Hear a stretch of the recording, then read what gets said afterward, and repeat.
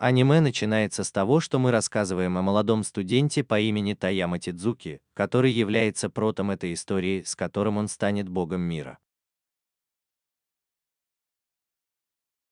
Пока этот последний пьет, тебе случается объяснять ему причину, по которой он находится на небесах. И это то, что Прата умер от удара молнии, который непреднамеренно метнул бог его мира. Прата, успокоенный мыслью, что все это возможно сон, спрашивает его, что с ним теперь будет. Бог, как бы извиняясь, собирается пережить это снова, но не в том мире, который он уже знает, а в мире, наполненном магией и фантазией в средневековом стиле. Эль Прата очень спокойно передает всю эту информацию, без проблем принимая решение Бога, потому что его дед всегда внушал ему о том, что он должен прощать людей. Последний, увидев, что Прата слишком добр и рассудителен, спрашивает его, не хочет ли он чего-нибудь еще. Прата достает из сумки свой телефон и спрашивает, может ли он использовать его в новом мире, в который он собирается его отправить. Бог отвечает ему, что да, кроме того, чтобы зарядить его, он сможет использовать магию. В телефоне также будет возможность искать информацию о мире Прата. В дополнение к этому он позволяет вам использовать телефон, чтобы позвонить ему, если вам понадобится какая-либо помощь. После этого Прата просыпается под деревом, понимая, что он уже в новом мире. Поэтому вскоре он идет по тропинке, чтобы найти кого-нибудь, кто мог бы помочь ему сориентироваться. Но в этот момент ему звонит Бог, говоря, что он рад, что он в новом мире. Телефон может работать. Он также случайно сообщает ему кое-что, о чем он забыл ему сказать, а именно, что он изменил карту и навигацию на телефоне, адаптировав их к миру, в котором он сейчас находится, чтобы ему было легче путешествовать между городами и городами. После звонка Прата он открывает карту на своем телефоне, чтобы отправиться на запад, где находится ближайший к нему город. Дорога займет у него некоторое время, задаваясь вопросом, почему ему нечего есть или пить по дороге, и это явно беспокоит нашего Прата. Но в тот самый момент карета, проезжавшая по дороге, резко останавливается. Из нее выходит парень, которого впечатляет одежда на Проте, которая была ничем иным, как его школьной формой. Субъект в обмен на его одежду предлагает ему много денег и кое-что из одежды, которую обычно носят в этом мире. Прота соглашается, и его отвозят в модный магазин субъекта, где он получает новую одежду и немного денег. Прота перед тем, как выйти из магазина, спрашивает его о какой-нибудь гостинице. И субъект отвечает ему, что через несколько улиц он сможет найти ту, на которой есть табличка, указывающая на то, что он владелец гостиницы. Там написано «Серебряная луна». Вот так Прота направляется к гостинице и по дороге подслушивает разговор, понимая, что две девушки спорят с парой бандитов, потому что они продают ему хрустальный рог, который стоит около 2 золотых монет, но бандиты платят ему только одной монетой, серебряная монета, в которой упоминается, что товар испорчен из-за царапины. Одна из девушек просит его вернуть рог, но бандиты отказываются. В этом Прота пытается им помочь, упоминая, что он купил рог по той цене, которую они хотят. Девочки автоматически продают его ему, и тогда Прота берет камень, чтобы повредить рог. Бандиты злятся и достают свои ножи, чтобы напасть на Прота. В этом мы видим воспоминания о том, как за несколько мгновений до того, как его отправили в этот мир, Бог благословил его бессмертием, то есть он не может умереть, если это не что-то очень экстремальное, а также улучшить свои базовые навыки. И благодаря этому он смог очень легко победить бандитов. После этого он подходит, чтобы заплатить девушкам. Они благодарят его за спасение и представляются, упоминая, что они близнецы. Одну из них зовут Эльза Сильхауэска, а другую Линсен Сильхауэска. Обе девушки, услышав имя Прота, думают, что это какой-то иностранец, так как его имя не очень распространено в этом городе. В этом случае Прота спрашивает их о гостинице «Серебряная луна», и они любезно проводят его туда, потому что это та самая гостиница, в которой они останавливаются. Как только Прота приезжает, он разговаривает с Микой, управляющей гостиницей, где он просит ночлег на месяц. В конце концов, встречается с девушками, чтобы поговорить о поручении, которое им дали бандиты, упомянув, что лучше вступить в гильдию, чтобы устроиться на работу и быть в большей безопасности. Се и Лин остаются на следующий день, чтобы записаться в гильдию, и Прота просит их так хорошо провести его туда. Вот как на следующий день они оказываются в гильдии, просматривая доску квестов на выбор. Прота почти ничего не понимает из того, что написано, поэтому позже ему понадобится помощь, чтобы научиться читать. Вот почему он говорит девушкам, что не умеет читать. И она отправляется на задание, которое состоит в том, чтобы победить 5 волков из Рога, чтобы заработать 18 медных монет. Так они вооружают свою группу, но прежде они идут в оружейную лавку, чтобы купить меч для Прота. После этого они идут в лес и легко побеждают волчью стаю. Но что бросается в глаза здесь в Проте, так это то, что Линдси использует магию.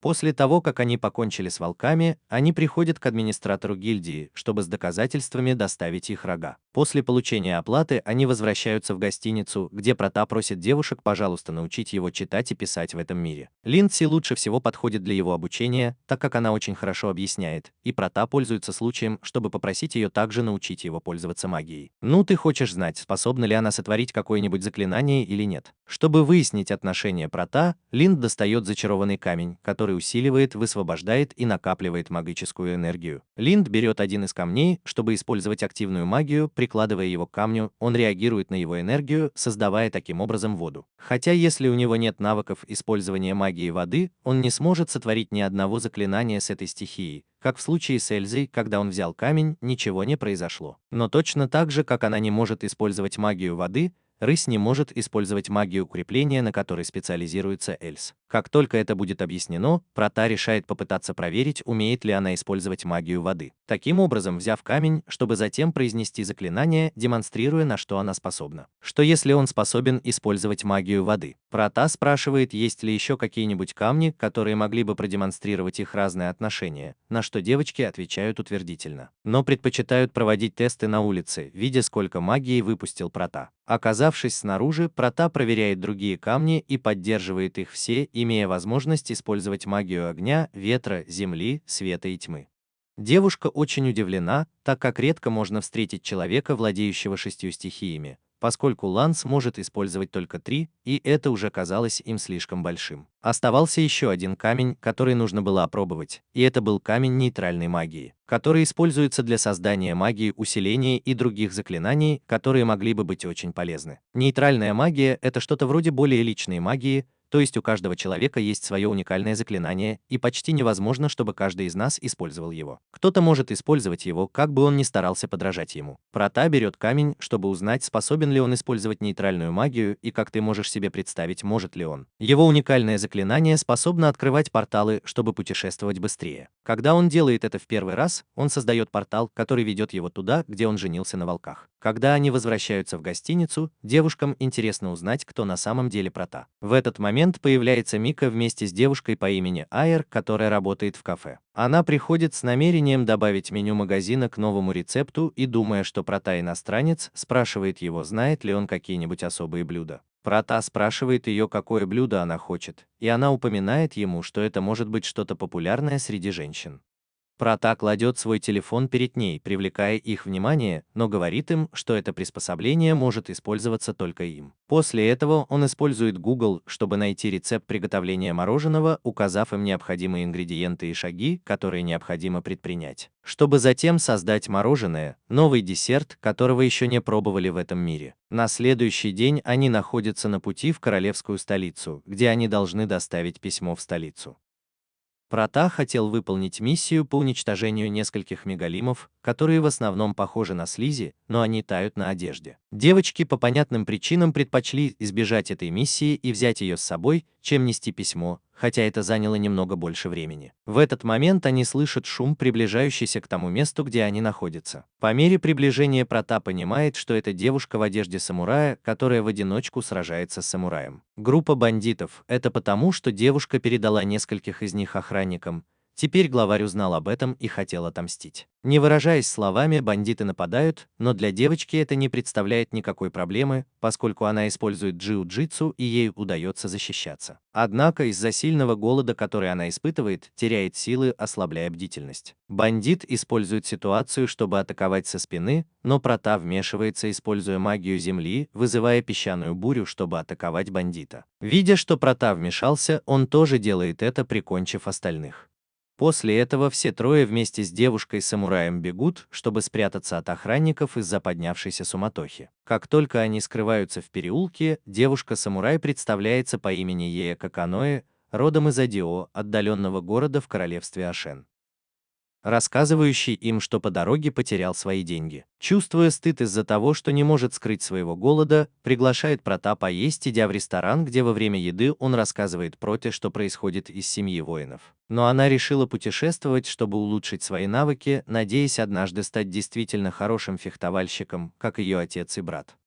Так что твоим следующим пунктом назначения будет столица. Теперь, когда они договорились поехать в одно и то же место, его просят быть одним из них, пока он не доберется до настоящей столицы. Позже они встретятся на пути в столицу. Пока они едут в экипаже, мы узнаем, что Прата может использовать босса Эльзы, то есть способность к усилению, которая также читается в нейтральной магической книге, где большинство заклинаний используются в основных заданиях. Среди всех этих заклинаний есть одно, которое очень привлекает его внимание, потому что это даст ему способность притягивать к руке отдаленные предметы, но это несколько бесполезно, потому что оно не может притягивать такие тяжелые предметы. Еще один из них тот, который усиливает его чувства, и используя его, он понимает по запаху, что дальше происходит что-то плохое. Когда они прибывают на место, мы видим, как группа охранников уничтожается какими-то рептилиями, в которых замешан этот здешний волшебник. Прата и его группа вступают в бой, уничтожая нескольких рептилий, но они не перестают появляться из-за мага, который их вызывает. Прата использует одно из бесполезных заклинаний, которые он выучил, в результате чего волшебник падает. Благодаря этому волшебник попадает в плен, таким образом заканчивая битву, за что Прата и девушка благодарны, но стражники все равно убили 7 человек. И в этот момент они слышат крик, исходящий из кареты, которую они охраняли, который, когда Прата приближается, понимает, что это всего лишь девушка, который звал на помощь, так как его дворецкий был ранен со стрелой в груди. Прата быстро использует свое заклинание, чтобы притягивать предметы, концентрируется так, чтобы стрела вылетела, не нанося ему дальнейшего урона, и добивается этого, а затем лечит его светлой магией. Уже вне опасности, девушка представляется как Сьюарт Линде, говоря о том, что она дочь герцога и что она находится в опасности. Очень благодарна за помощь, которую вы получили. Девушка становится на колени, так как ранг герцога один из самых высоких среди знати. Она обычно говорит, что с формальностями нет проблем, а также упоминает, что ее отец – младший брат короля. Она также объясняет нам, что навещала свою бабушку, когда на них внезапно напали. Воспользовавшись ситуацией, просит Прата и его группу сопроводить его до его замка, и они будут с лихвой вознаграждены. Как только в замке их встретит и представит герцогу Альфреду, который благодарит Прата за спасение его дочери, приглашая его на кофе. Там они проходят на балкон, где Прата садится за один стол с герцогом, чтобы поболтать. Герцог рассказывает ему, что из-за его положения среди знати кто-то, возможно, спланировал нападение, чтобы похитить его дочь и угрожать ему. На этом он поднимается, чтобы сесть вместе с ними. Там он объясняет Проте, что целью его поездки было научиться использовать нейтральную магию, которую использовал его покойный дедушка, заклинание, способное исцелять недуги тела, поскольку его мать ослепла в результате несчастного случая, произошедшего 5 лет назад. Они пытались использовать эту стихийную магию, но это не сработало. Сью не может использовать магию своего покойного деда и сожалеет, что не знает никого похожего на него. Девочки остаются смотреть на Прата, потому что знают, что он необычный человек и что он может быть колдуном. Они не говорят, как и когда он этому научился, но он уже умеет им пользоваться, и находясь в комнате, где находится Мадзу, Прата кладет руку ему на лицо и активирует заклинание, называемое магией. Выздоровление, с помощью которого Мадзу восстанавливает зрение и с волнением обнимает свою семью. После этого герцог благодарит Прата за то, что тот спас жизнь его дочери, а теперь еще и своей жене, подарив ему мешочек с 40 платиновыми монетами, что равно 10 золотым монетам. Прата совершает конверсию и понимает, что в реальной жизни это будет стоить 40 миллионов иен. Он также вручает каждому по семейной медали, с помощью которой они могут легко без проблем проходить контрольно-пропускные пункты и пользоваться удобствами, доступными только знати. Позже они покидают замок, прощаясь с герцогом и его дочерью, чтобы затем доставить письмо и завершить миссию. Теперь, когда они выполнили свою задачу в королевской столице, они должны вернуться в отражение. Ей решает замедлить свое путешествие и остаться рядом с Протой, чтобы узнать о нем больше. Учитывая, что Прота человек сильный и явно не высокомерный, когда другим нужна какая-то помощь. Эльза и Рысь рады, что я уже одна из их группы, потому что они уже довольно подружились. На следующий день, все еще находясь в королевской столице, Эль-Прата и девушки воспользовались возможностью, чтобы купить кое-что. Находясь в самом центре, Эль-Прата удивлен, увидев людей другой расы, которых он раньше не видел в отражении. Эти люди известны как получеловеки, разделенные между эльфами, гномы, звери и феи. На месте он замечает, что девушка с лисьими ушами заблудилась, поэтому он подходит, чтобы помочь ей, и девушка по имени Пушка говорит ему, что заблудилась после встречи с друзьями. Эль-Прата с помощью своего мобильного телефона доставит ее в указанное ей место. Это кафе, которым управляет ее сестра, которую мы будем знать под именем Ория. После этого Прата и девушка договариваются встретиться в центре города днем после того, как сделают покупки. По истечении этого времени Прата опаздывает на место на 25 минут, принося с собой купленное пальто, которое увеличивает его способности с каждой близостью, пусть он доминирует. И поскольку он может овладеть всеми сродствами, это оставляет его еще более сломленным. Позже, находясь в гостинице, мы видим, как двое рабочих играют в японскую настольную игру под названием Сеги. И это благодаря Проте, который благодаря своему навыку, называемому моделированием, смог создать доску из бревна дерева. Мадера, чтобы затем объяснить им, как это происходит, после этого они прибывают в гостиницу Эльзее, которая вчера пошла в ресторан, чтобы купить новый десерт, который Эль-Прата научил ее готовить. Его, пожалуйста, просят принести герцогу такой десерт, так как идет дождь, и невозможно отправить его с кем-то, кто явно не испортит это в дороге.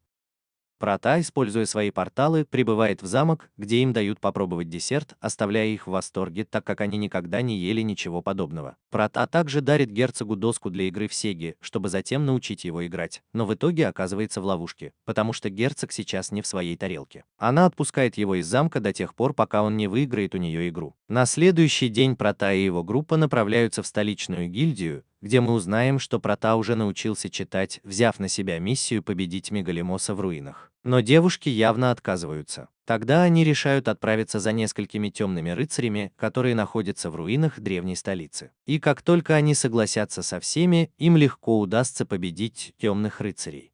После битвы они немного отдохнут и поговорят о том, что возможно, если есть вероятность, что в этом месте в руинах спрятаны сокровища. Прата использует свою способность под названием «Поиск», чтобы искать сокровища поблизости, находя древнюю реликвию, которая уже находится под руинами, чтобы доставить, очистить вход из подземной пещеры. И уже оказавшись внутри Лин, ты используешь магию света, чтобы осветить путь. Позже они находят странную надпись, выгравированную на стене пещеры. Ни одна из девочек не знает, что это за надпись. Поэтому на данный момент Прата фотографирует все это в качестве доказательства на будущее. После этого они продолжают свой путь, прикасаясь друг к другу печатью, чтобы открыть дверь, которая приведет их в сокровищницу. Чтобы отключить его, нужно было использовать магию Земли, поэтому Прата отвечает за открытие двери, тем самым входя в коридор, где находится посторонний предмет. Присмотревшись к нему более подробно, понимает, что это кристалл, и он начинает поглощать энергию магии Земли. Свет рыси, активирующий ее истинную форму, в результате чего это место разрушается. Прата открывает портал, чтобы выйти прямо перед тем, как вся пещера обрушилась,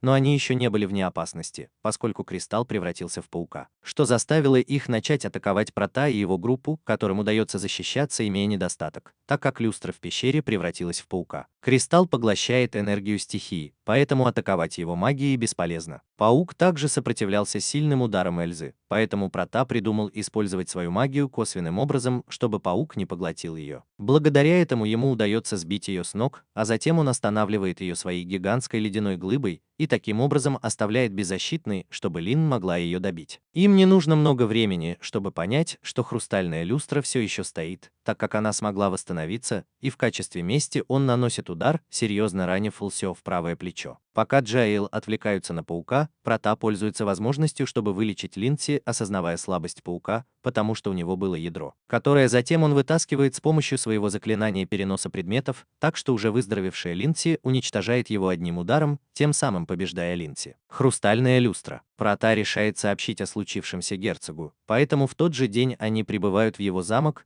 где он показывает ему фотографии существ, которых они нашли в подземной пещере. Герцог объясняет ему, что это место известно как бывшая королевская столица и что оно, возможно, имеет отношение к министерству по ее перемещению. Поэтому он пришлет сотрудников, которые возьмутся за расследование руин и странного зверя, напавшего на них. посмотреть, найдет ли он какие-нибудь зацепки, по какой причине они перенесли королевскую столицу, поскольку у них нет никаких сообщений об этом событии. Прата обещает им, что позже передаст им копии фотографий, чтобы они явно обратились за помощью. После этого, используя свои порталы, он покидает замок. На следующий день мы видим, что Прата использует магию для печати фотографий. Эти фотографии он собирается передать герцогу, поэтому он решает отправиться в свой замок, но по прибытии обнаруживает, что тот собирается уехать в замок своего брата, так как он был отравлен кто-нибудь. Прата, видя серьезность ситуации, решает сопровождать герцога в его поездке. По дороге герцог объясняет Проте возможную причину отравления его брата, а именно то, что люди из знати не согласны с тем, чтобы он поддерживал союзнические отношения с новым королевством под названием Мезмеди. В этом королевстве большинство его жителей получеловеки, а их король – зверь по имени Хамка.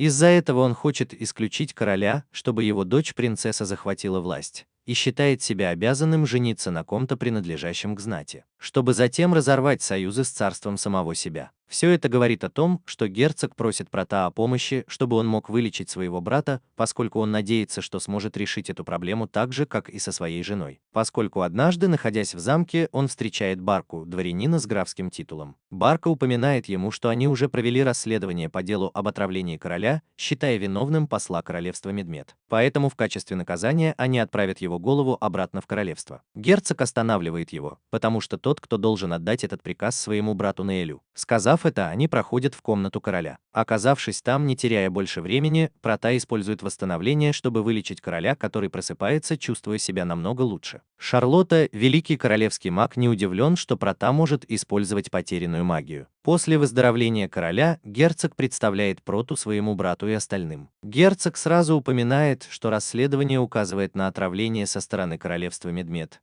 но он не верит ничему из того, что они говорят. Хотя свидетели утверждают, что видели это в кома, король потерял сознание после того, как выпил вино, подаренное упомянутой женщиной послом. На данный момент они приказывают позвать посла, а позже мы узнаем, что это Арига, сестра по оружию.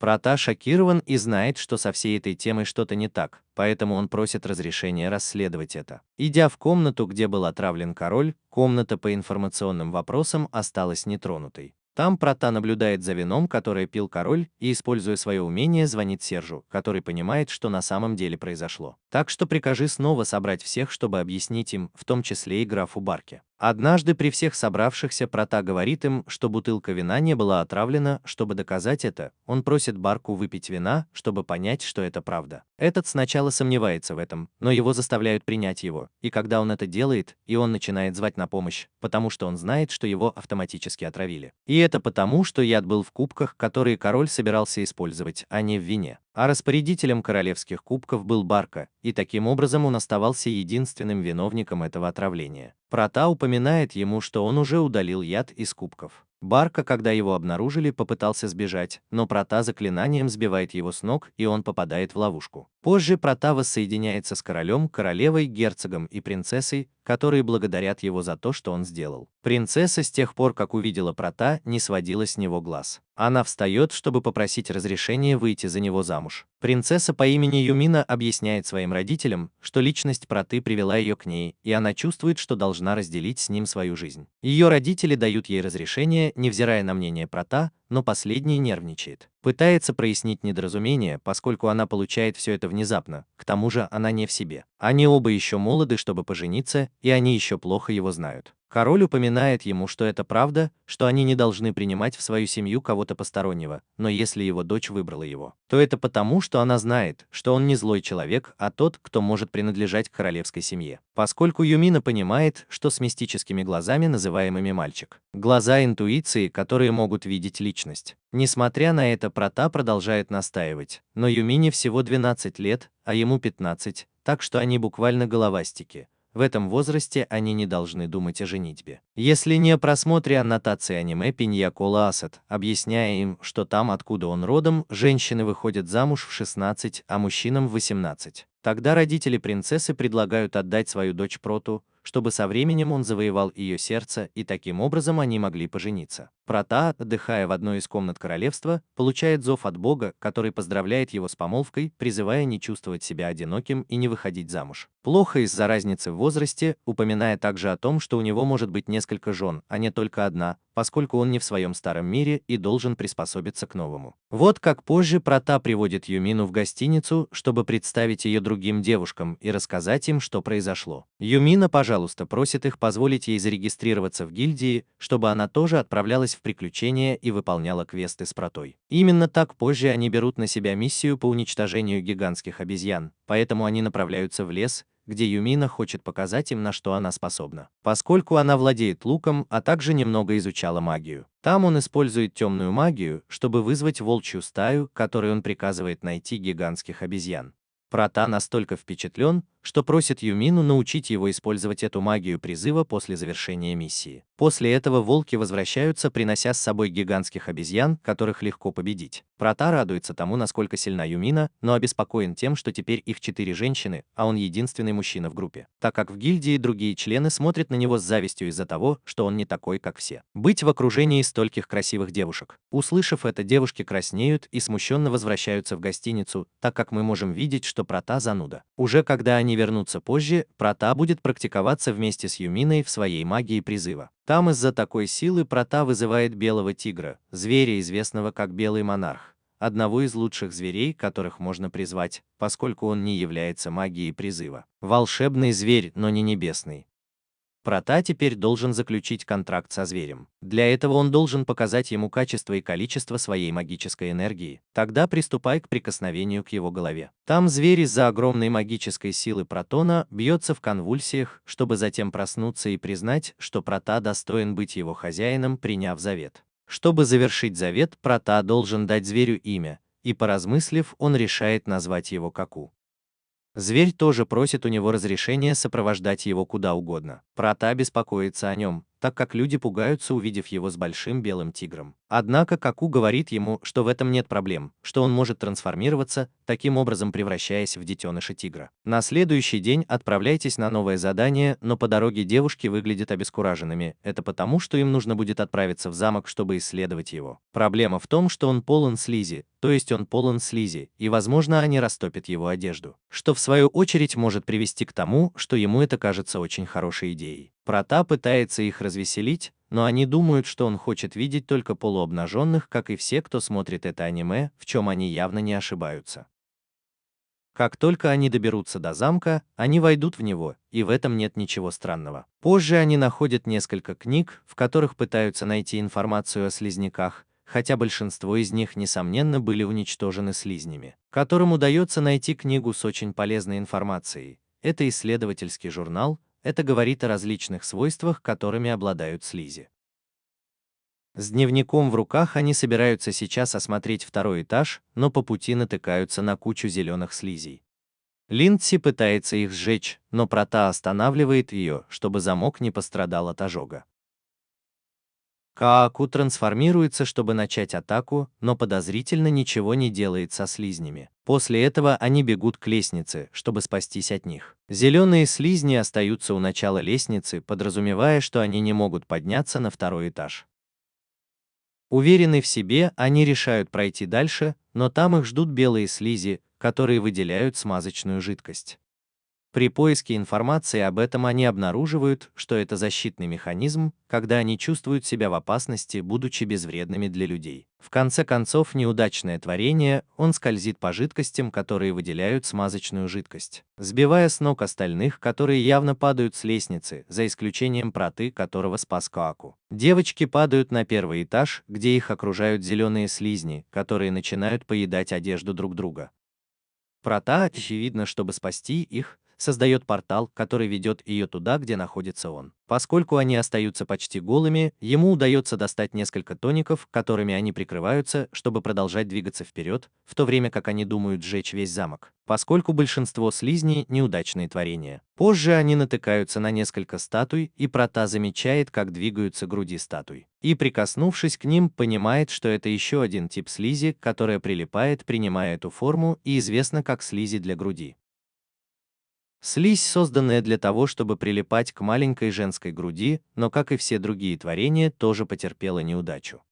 Слизи пытаются прилипнуть к Юмине, но это в конечном итоге удаляет их. После этого они находят комнату, где лежит труп того, кто, по всей видимости, был местным следователем. Там Прота находит еще одну книгу, где он понимает, что исследования проводились для того, чтобы удовлетворить мужчин с помощью этих слизистых творений.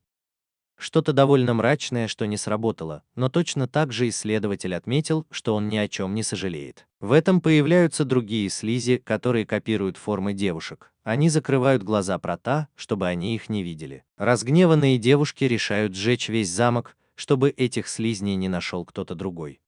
На следующий день Прота гуляет с Кааку по городу, привлекая внимание людей. Там, в самом центре, он встречает Ее, который помогал девочке, которая потерялась. Прота использует свою способность поиска, чтобы найти маму девочки, но она не находится в пределах его досягаемости. Затем он решает использовать карту своего телефона и снова использует телефон, чтобы найти маму девочки. Поисковое заклинание, но на этот раз на карте, активировало какой-то GPS, определяющий местонахождение матери девочки. Джей впечатлена и просит Прота, пожалуйста, найти ее брата. Сначала они идут в ресторан AER, где Прота спрашивает его, почему они хотят, чтобы он его искал. Джек говорит ему, что с тех пор, как он отправился в путешествие, она ничего не знает о своем брате, и она очень заботится о нем. Поэтому они хотят знать, как он поживает или даже жив ли он вообще. Прота снова спрашивает его о его доме, и с помощью нескольких вещей, которые он ему рассказывает, Яе удается найти город и дом, где он живет, а также своего брата. И как будто этого было недостаточно, он также рассказывает ему, что он делает. Е слишком взволнован и говорит Проту, что он похож на своего брата по характеру.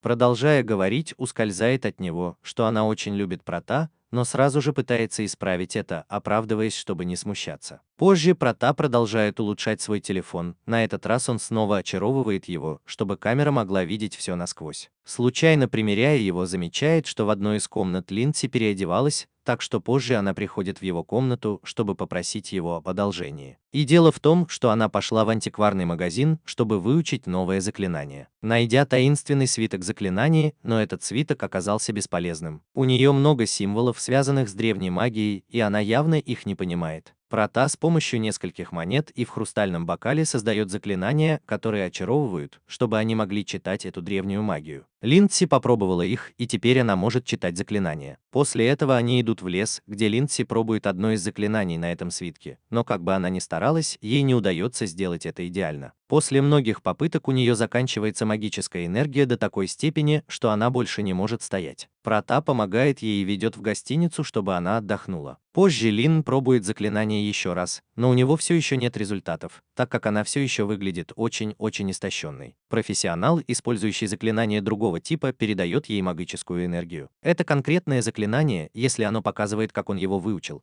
потому что в один из своих отпусков он пошел с Шарлоттой, чтобы научить ее какому-нибудь заклинанию. Несмотря на восстановление своей энергии, Линдси не может произнести заклинание, но Прота снова помогает ему, объясняя, что означает заклинание, которое он произносил. Потому что каким-то образом при переводе заклинаний со свитка, при их чтении упоминаются английские слова. Прота, рассказывая Рысе о своем значении, она визуализирует, что это такое, и может сотворить заклинание. Несколько дней спустя у Эльзы порвались перчатки в битве, которую она провела с Гаргульей. К ней подходит Прота, чтобы порекомендовать купить новые, так как если она снова отремонтирует их, они явно снова порвутся. Именно так они едут в королевскую столицу, чтобы купить новые перчатки хорошего качества. Чтобы вернуться, они решают зайти в переулок и открыть портал, чтобы не привлекать внимание людей, но он отвлекается, разглядывая платье в модном магазине. Несмотря на ее несколько грубоватый характер, она очень женственная и легко увлекается платьями. Прота замечает это и подходит, чтобы побудить ее купить его, но он упоминает, что это платье будет намного лучше смотреться на Рысе. Прота упоминает, что они обе милые, заставляя их краснеть, пока он держит ее за руку, чтобы войти в магазин и попросить ее примерить платье. Примерив его, Проте нравится, как оно выглядит, и он решает купить его ей. Как только они прибывают в гостиницу, другие девушки льстят Линдси и уговаривают Прота отвезти их за покупками и к ним, как если бы все они были подругами Проты.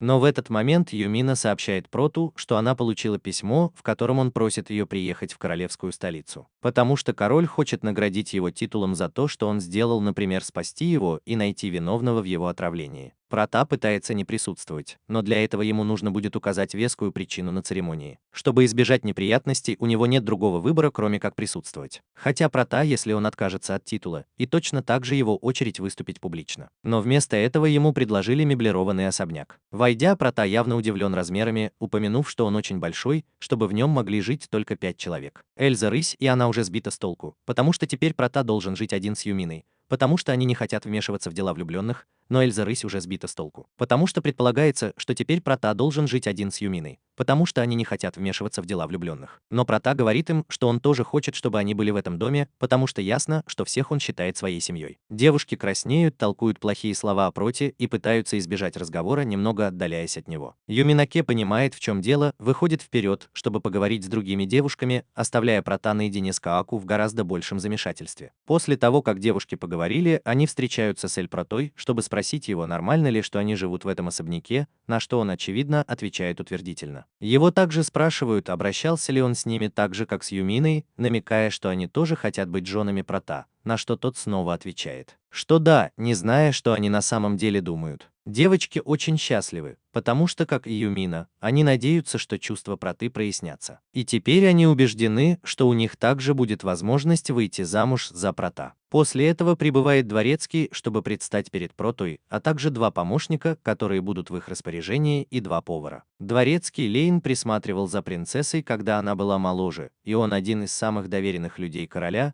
но он решил оставить свой пост своему отцу. Сын, чтобы служить Проте за то, что он спас жизнь своему брату. А тот дворецкий, который сопровождал Сью в ее поездке, брат Лейна. После этого Прота навещает герцог.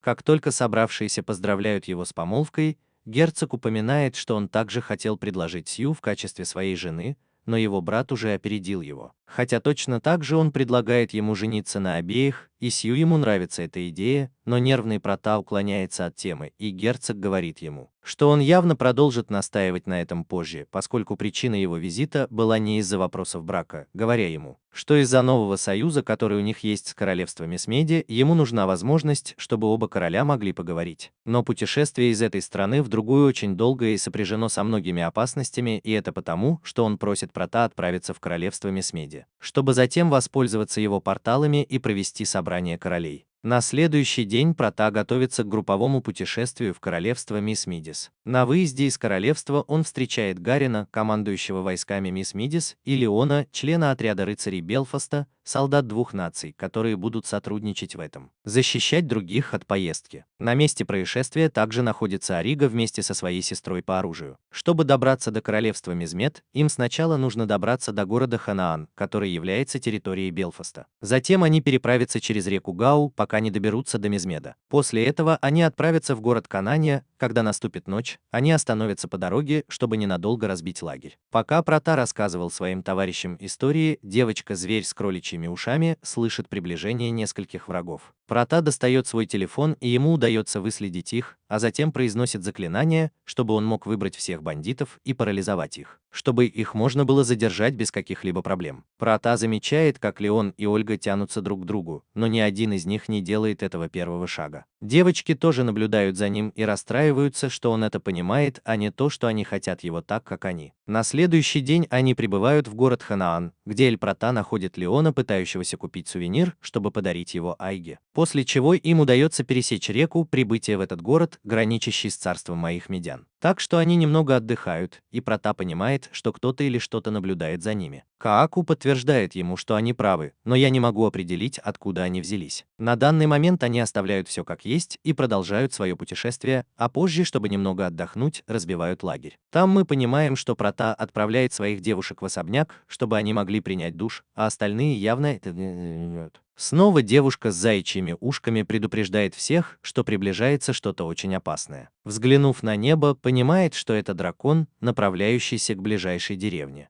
Прота и его группа пытаются добраться туда как можно скорее, но понимают, что дракон уже напал на деревню. Прота вместе с Линдси с помощью Кааку отвлекают дракона, чтобы направить его в лес. Оказавшись вдали от деревни, они решают напасть на него, чтобы отрубить ему крылья. Эль Прата использует магию света, чтобы сбить дракона с ног, а затем Лин использует магию воды, чтобы отрубить ему крылья. На место происшествия прибывает Селла, чтобы попытаться добить его, но им это не удается. Дракон теряет зрение в бою, поэтому он явно выходит из-под контроля. Тогда Прата с помощью ледяной глыбы, явно созданной рысью, создает своего рода зеркало, отражающее магический свет, чтобы победить дракона. Но в этот момент появляется еще больший дракон. Этот извиняется и представляется как красный дракон, упоминая, что этот дракон сошел с рельсов и вызвал проблемы. Кааку просит красного дракона сказать небесному монарху, чтобы он четко обучал представителей своего вида. Красный дракон потрясен, увидев белого монарха, и понимает, почему дракон явно потерпел поражение. Но Кааку говорит ему, что победил не он, а его хозяин, имея в виду Прата. Красный дракон снова извиняется и покидает это место, в то время как Прата и его группа помогают горожанам, сдерживая пламя и исцеляя раненых. Они делают все это на рассвете, так что пояс уже сдается. Прата тоже засыпает, а когда просыпается, понимает, что спал на ногах Юмин, вызывая ревность у других девушек, которые соревновались между собой за то, чтобы быть подушкой для Прата. На следующий день мы видим рыцарей и зверолюдей, на которых они произвели впечатление, потому что Прата вместе со своей группой победил черного дракона и пожертвовал часть ресурсов жителей деревни. Вот к нему подходит деревенский староста, которого звали Солум. Он благодарит его за то, что он победил дракона и дал ему материалы, которые они собираются использовать для восстановления деревни. Солум передает ему один из клыков дракона, так как в середине битвы меч Прата сломался. Так что с его помощью он сможет сделать новый или явно продать его, и таким образом купить другого, и этот великодушно примет и поблагодарит. Солон также вручает ему кинжал, который был в глазу дракона. Потом мы видим Прата, который спрашивает Кааку, было ли в ту ночь еще людей. Тот отвечает, что да, их было двое, но он подумал, что это жители деревни. Тогда в этом случае Прата замечает, что они прибыли в королевскую столицу Мисмит, которую зовут Вёрдж. А затем мы видим Ольгу, которая предстает перед королем, упоминая, что она была замужем за принцем. О том, что он вернулся. Король счастлив и благодарит Гарина и рыцаря Белфаста за то, что они позаботились о ней. Он также задается вопросом, являются ли группа Прата посланниками королевства Белфаст, теми, кто явно победил дракона, и Юмина восстает, и поскольку она принцесса. Она выступает от имени своего королевства, заявляя, что она король, что они победили черного дракона. Она также представляется как принцесса королевства Белфаст. Король впечатлен и спрашивает, что принцесса делает в его королевстве, и Юмина говорит ему, что она пришла за союзом Месмет. И поскольку это важное дело, он предстает перед ней. И на этом он вручает ей письмо от короля. Король получает письмо и просит его сразиться с Протой. После этого мы видим, как король готовится к бою, а Прата наблюдает за ним, ожидая.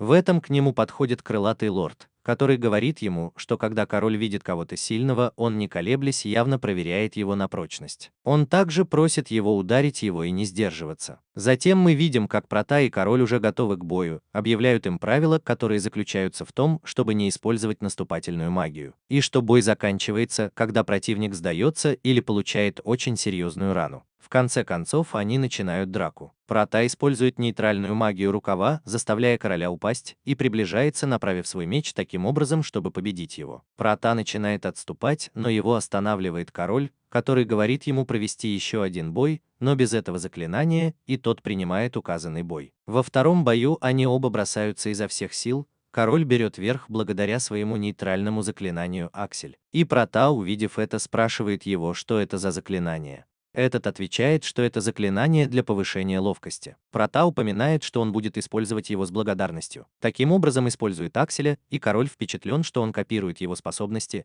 но Проте не удается ему нанести точный удар, так как король очень быстр и его трудно контролировать, так что снова используй Аксель. Король не отстает и тоже использует Аксель, сражаясь таким образом на большой скорости. Король говорит Протону, что у него больше сил, поэтому он так легко его победит, и Прата улыбается, признавая, что да, потому что он будет намного быстрее. Таким образом, используя Акселя вместе с бюстом, король снова использует Акселя, но Эль Прата терпит поражение. Король говорит ему, что он очень впечатлен, и что он выучил свое заклинание, увидев его, также спросив, откуда оно взялось. Позже вечером мы видим Прота на праздничной вечеринке у короля. В этот момент к нему подходит Леон, который спрашивает его об Ольге. Обернувшись, видит ее рядом с королем и группой Прота. Король подходит к Проте и говорит, что он похож на дворянина. Девушки из его группы тоже льстят ему, потому что он выглядит очень красивым. Этот благодарит их, говоря, что сфотографирует его. Когда он фотографирует, королевские гвардейцы насторожены. Король успокаивает их, и тот спрашивает Прота, что это за заклинание. Прота лжет, говоря, что заклинание, позволяющее ему мгновенно рисовать. Король впечатлен и спрашивает его, может ли он перенести это на бумагу. Этот говорит, что может, и король просит его нарисовать это и перенести на лист. Но затем мы видим, как Прота уходит, чтобы немного отдохнуть от вечеринки, когда он упоминает, что несколько устал. В одном из проходов ему появляется плюшевый мишка, который дает ему немного отдохнуть. Он сигнализирует, чтобы я следовал за ним. Эль Прота следует за ним, входя в темную комнату и наблюдая, как беловолосая девушка, которой принадлежит медведь, спрашивает его, зачем он привел незнакомца. Появляется Эль Прота, и девушка сразу узнает в нем бойца драконов, поскольку это прозвище он уже заслужил и было распространено по всему миру. Королевство. Девушка представляет себя старухой из Лозады по имени Линк. Она также представляет своего медведя как Паулу. Прота спрашивает ее, является ли она заколдованным зверем. Лен говорит ей нет, что это чучело, которое следует ее приказам с помощью нейтрального заклинания под названием Програ. Линк начинает с объяснения заклинания Про, которое может отдавать приказы своему неодушевленному предмету, и тот последует за ней. Чтобы продемонстрировать это, он использует стул в качестве примера, а Прота решает попробовать и использует программу. Линд впечатлен, увидев, как легко он может использовать заклинания других людей. Он также спрашивает его, какие другие предметы он может использовать. Прота говорит ему, что абсолютно все. Я не впечатлен и говорю ему, что могу быть его учеником. Прота благодарит его, но, видя его намерение, предпочитает сбежать с этого места. Придя в свою комнату, Кааку говорит ему, что он выглядит очень уставшим. Этот говорит, что если многое уже произошло, и у него есть идея, где они могли бы использовать Програ. На следующий день мы видим, как Прота выходит из дворца. На этом он встречает Юмину и Линдси, которые спрашивают его, куда он направляется. Этот говорит ему, что они собираются что-то купить. Юмина и Линдси говорят ему, что если они могут пойти с ним, и этот явно не возражает. После этого они идут в лес, где он просит Линдси использовать магию воды, чтобы разрезать клыки на 5 частей, чтобы он мог изготовить свое новое оружие. Прота начинает использовать свои заклинания, чтобы изготовить оружие, и использует программу, чтобы отдавать ему такие команды, как перезарядка или изменение формы, создавая таким образом свое новое оружие. Пистолет, который может превратиться в меч, когда он скажет режим клинка, или в пистолет, когда он скажет режим оружия. Линдси и Юмина, увидев оружие, просит Прота тоже сделать его для них, и тот автоматически соглашается и изготавливает его для себя. Позже мы видим, как Прота вместе с Юминой, Рысью и Кааку идет по площади королевства. В этом случае Кааку предупреждает Прота, что за ними наблюдают. Прота просит Кааку присмотреть за девушками и использует Акселя, чтобы проникнуть внутрь шпионов. Прота по прибытии спрашивает его, почему за ними следят, но они убегают, и этот достает свой телефон, видя их местонахождение. Поскольку он установил на них трекеры, даже не подозревая об этом. Увидев, куда они направляются, использует голосового Акселя, который быстро прибывает и стреляет в них резиновыми пулями, чтобы захватить их. Прота привязывает ее и начинает их проверять, но понимает, что это Карандаш и Сесил. Этот спрашивает его, почему они следуют за ним, и Лапис говорит, что они шпионы короля, и что он приказал им присматривать за принцессой. И Прота понимает это и позволяет ему сбежать, обещая, что я ничего не расскажу принцессе, чтобы у нее не было неприятностей с ее отцом. После этого возвращайся к девушкам, которые ждали его, чтобы съесть карри. Позже мы увидим, как Прота использует ворота в зеркале, чтобы таким образом воссоединить короля Белфаста с королем Мисмит. Позже мы увидим, как он разговаривает с Паулой, рассказывая, что у него есть ученица из Белфаста, и оказывается, это Шарлотта, которую он скоро посетит. После всего этого Прота использует порталы, чтобы вернуться в особняк, где их встречают Лейн и горничная. Последние благодарят его за то, что он позволил им добраться до ворот раньше и не быть обнаруженными. Прота из-за усталости от всего, что произошло за последние несколько дней, решает поспать. На следующий день он просыпается и решает принять ванну, но когда он входит, он встречает девушек, которые переодевались. Они ругают его и упрекают в том, что он раньше не постучал в дверь.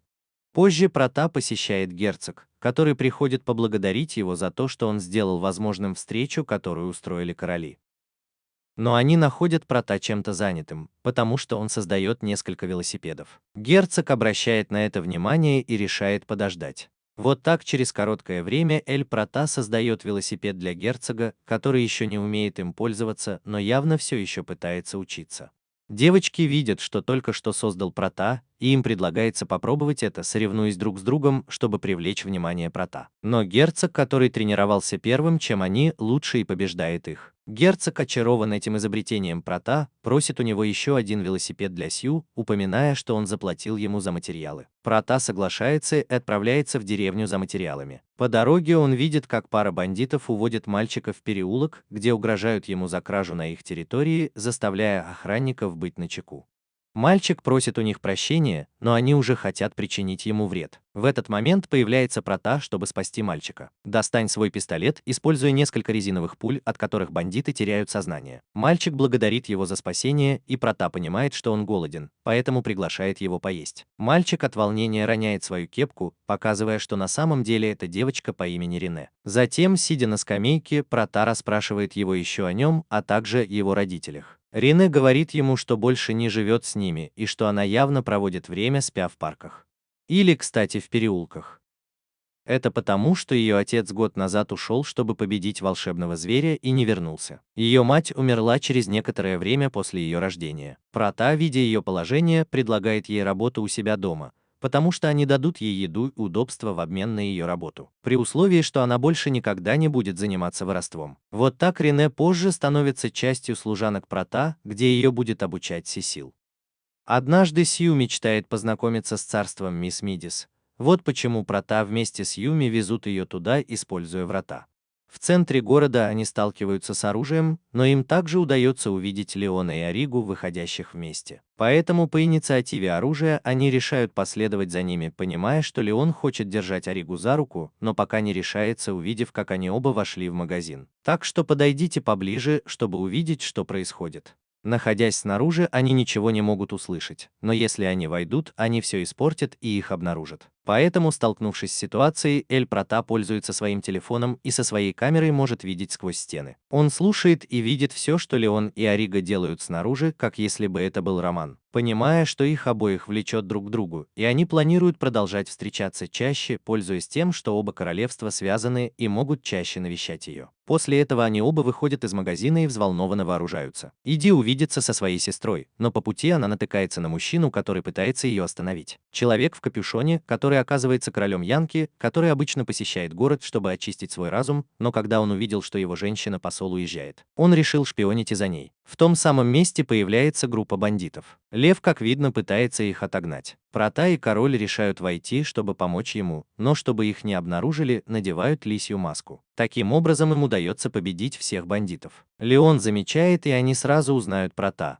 потому что он единственный, кто носит это одеяние, и его голос очень похож. Эйга тоже приближается и узнает короля, который, будучи обнаруженным, использует Акселя, чтобы сбежать с места происшествия. Прота тоже пытается убежать, но Леон берет его за плечо, чтобы он объяснил, почему он там. Прота говорит ему, что это из-за него. Не понимая чувств Ариги, эти слова заставляют Леона выразить то, что он на самом деле испытывает Кори, которая слушает его и соглашается стать его девушкой.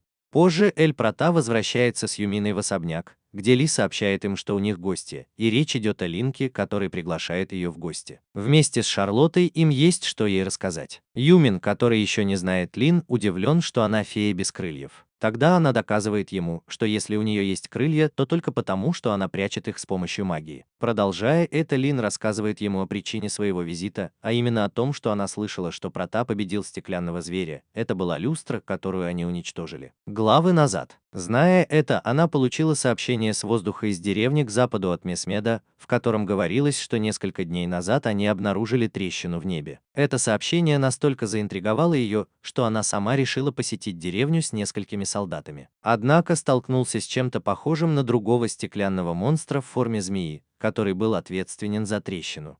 Прота получает всю эту информацию и спрашивает Линка, кто на самом деле эти монстры. Этот говорит ему, что существуют определенные легенды, потому что демоны по имени Фраза почти уничтожили весь мир. У упомянутых демонов были полупрозрачные тела, но он не может гарантировать, что были найдены хрустальные звери и что это были фризы. На данный момент они будут продолжать исследовать этот вопрос. Теперь, пользуясь тем, что они там, он сообщает ему, что она будет новым послом мисс Медис, и что она сможет часто навещать его. Он также узнал, что она может использовать всю нейтральную магию, и что она явно умеет пользоваться врата, сообщив ему, что существует заклинание под названием Рекаль, в котором она может читать все нейтральные заклинания и видеть мысли людей, и с помощью этого вы можете путешествовать туда, где вы не были. Но человек, у которого вы читаете мысли, Илил научит вас использовать заклинание, если вы приведете ее туда со своими вратами. Место, куда он хочет отправиться, это Дальний Восток, в королевство Эссен, поскольку он хочет исследовать найденные там руины. Поскольку Яе, которая родом из Эссена, будет выбрана для Прота, который может использовать заклинания,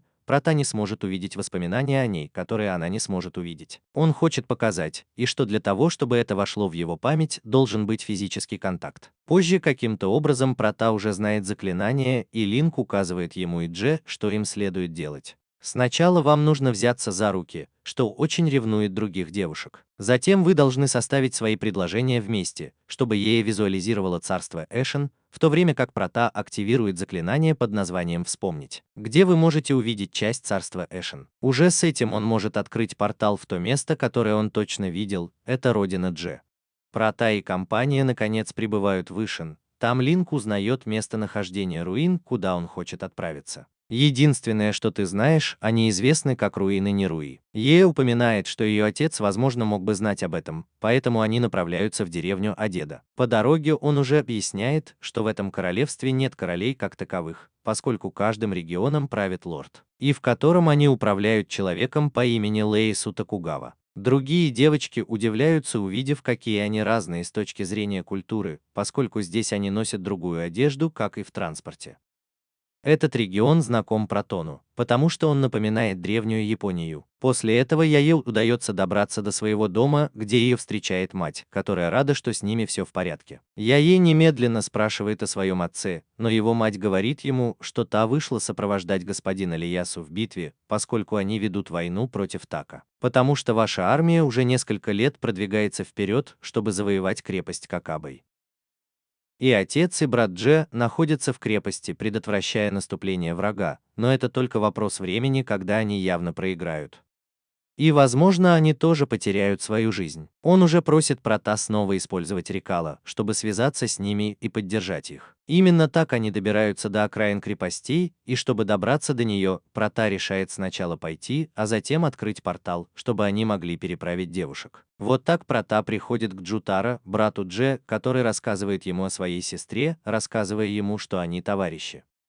Вскоре Прота открывает портал, чтобы привлечь девушек. Дже обнимает своего брата и спрашивает его о его отце, который все еще в безопасности. Прота, используя свой мобильный телефон, изменяет его и заклинает, чтобы оттуда он мог выбирать раненых солдат. Выбрав темную с помощью светлой магии, Джутара объясняет ему, что они сражались с армией нежити, которые сопротивляются слишком сильно и защищаются только в том случае, если им удастся сорвать с него маску, которую они несут. Прота, зная это, снова со своего телефона ищет и выбирает всех врагов, чтобы затем с помощью магии света нанести несколько атак, направленных на его маску, таким образом сумев предотвратить продвижение врага, победив их всех. После этого мистер Леюша собирается вместе со всеми, чтобы поблагодарить Прота за помощь им в битве. Там мы встречаем отца Дже, который гордится своей дочерью за то, что она защитила принцессу Юмину. Последней поручено выступить, представив Прота спасителем своего народа и ее будущим мужем. Прота пытается выразиться иначе, но Юмина таращит на него глаза и молчит, явно заставляя других девушек ревновать. Чтобы сменить тему, спрашивает, остановится ли армия Такеды после того, как они проиграют, на что Леюша говорит ему, что они, возможно, перегруппируются для контратаки. Но Юмина отвечает, что это не так. Хотя у них все еще есть сомнения, потому что они решили начать войну, поскольку некоторые слухи утверждают, что господин Сигён мертв. Так что вполне возможно, что за все это несет ответственность темный стратег, известный как Кансукай Ямамото. Я упоминал ему, что они, возможно, используют тысячелетний артефакт для манипулирования телами. Чтобы положить конец войне, необходимо захватить Кансукая, но он прячется в своем замке, но они точно не знают, где он будет. В этом появляется ниндзя, чтобы помочь им определить местонахождение замка. Его зовут Цубаки, он представляет Кусаку Масао Нобу, одного из 4 генералов Такеды, который отправляет письмо господину Лейшу. В письме объясняется, что на самом деле Кансукай после смерти лорда Сегена захватил всю власть в своем королевстве и вместе со своей армией нежити планировал завоевать другие регионы. Остальные генералы находятся в тюрьме, за исключением Кусаки, которому каким-то образом удалось сбежать, и он скрывается. Вот почему он просит помощи в обуздании Кансукая и спасении Такеды. Прата решает разобраться в ситуации, отправляясь в замок вместе с Лином и Тёцубаки. Для этого он использует отзыв на Тёцубаки, заставляя девушек ревновать. Затем он открывает портал, чтобы добраться до того места, где они ожидают наступления темноты, чтобы войти. Но перед этим Прата просит Линде использовать на них свое заклинание невидимости, чтобы их явно не обнаружили. Прата пытается использовать врата, но в замке есть барьер, который блокирует любой вид телепортации. Тёцубаки решает сломать его, но это предупредит солдат, поэтому они решают проникнуть внутрь. Войдя, Тёцубаки ведет их к одному из пленных генералов по имени Баба. Проте, используя свою магию, удается освободить их, а затем позже и двумя другими генералами, которых они также освобождают. Собравшись сейчас, они направляются к талисману, который закрывает замок барьером, чтобы разрушить его. После этого Прата использует свой телефон, чтобы выбрать ближайших врагов и уничтожить их сразу. Он также использует свой портал, чтобы быстро добраться до Кансукая, который для защиты использует тело лорда Сегена. Три генерала избегают сражаться, потому что не хотят сражаться со своим лордом, хотя это всего лишь тело, которым манипулируют. Прата, видя, что никто ничего не сделает, решает действовать, так как он ничего не должен этому старому королю. Поэтому из своего пистолета он стреляет в него, срывая маску, кто его контролирует. Кансукай, загнанный в угол, решает использовать свой единственный ресурс. В один из его глаз имплантирована сфера, знакомая Протону. С помощью этой сферы он мог контролировать нежить. Проти с его заклинанием притягивания вещей удается вырвать сферу из его глаза, а затем уничтожить ее, покончив с жизнью Кансукая и освободив тела всех павших солдат, а также тела лордов Шенген. На рассвете кенты забирают трупы своих, в то время как Баба сообщает Протону, что руины Нируи находятся под водой, а точнее на морском дне, расположенном на острове недалеко от этого места.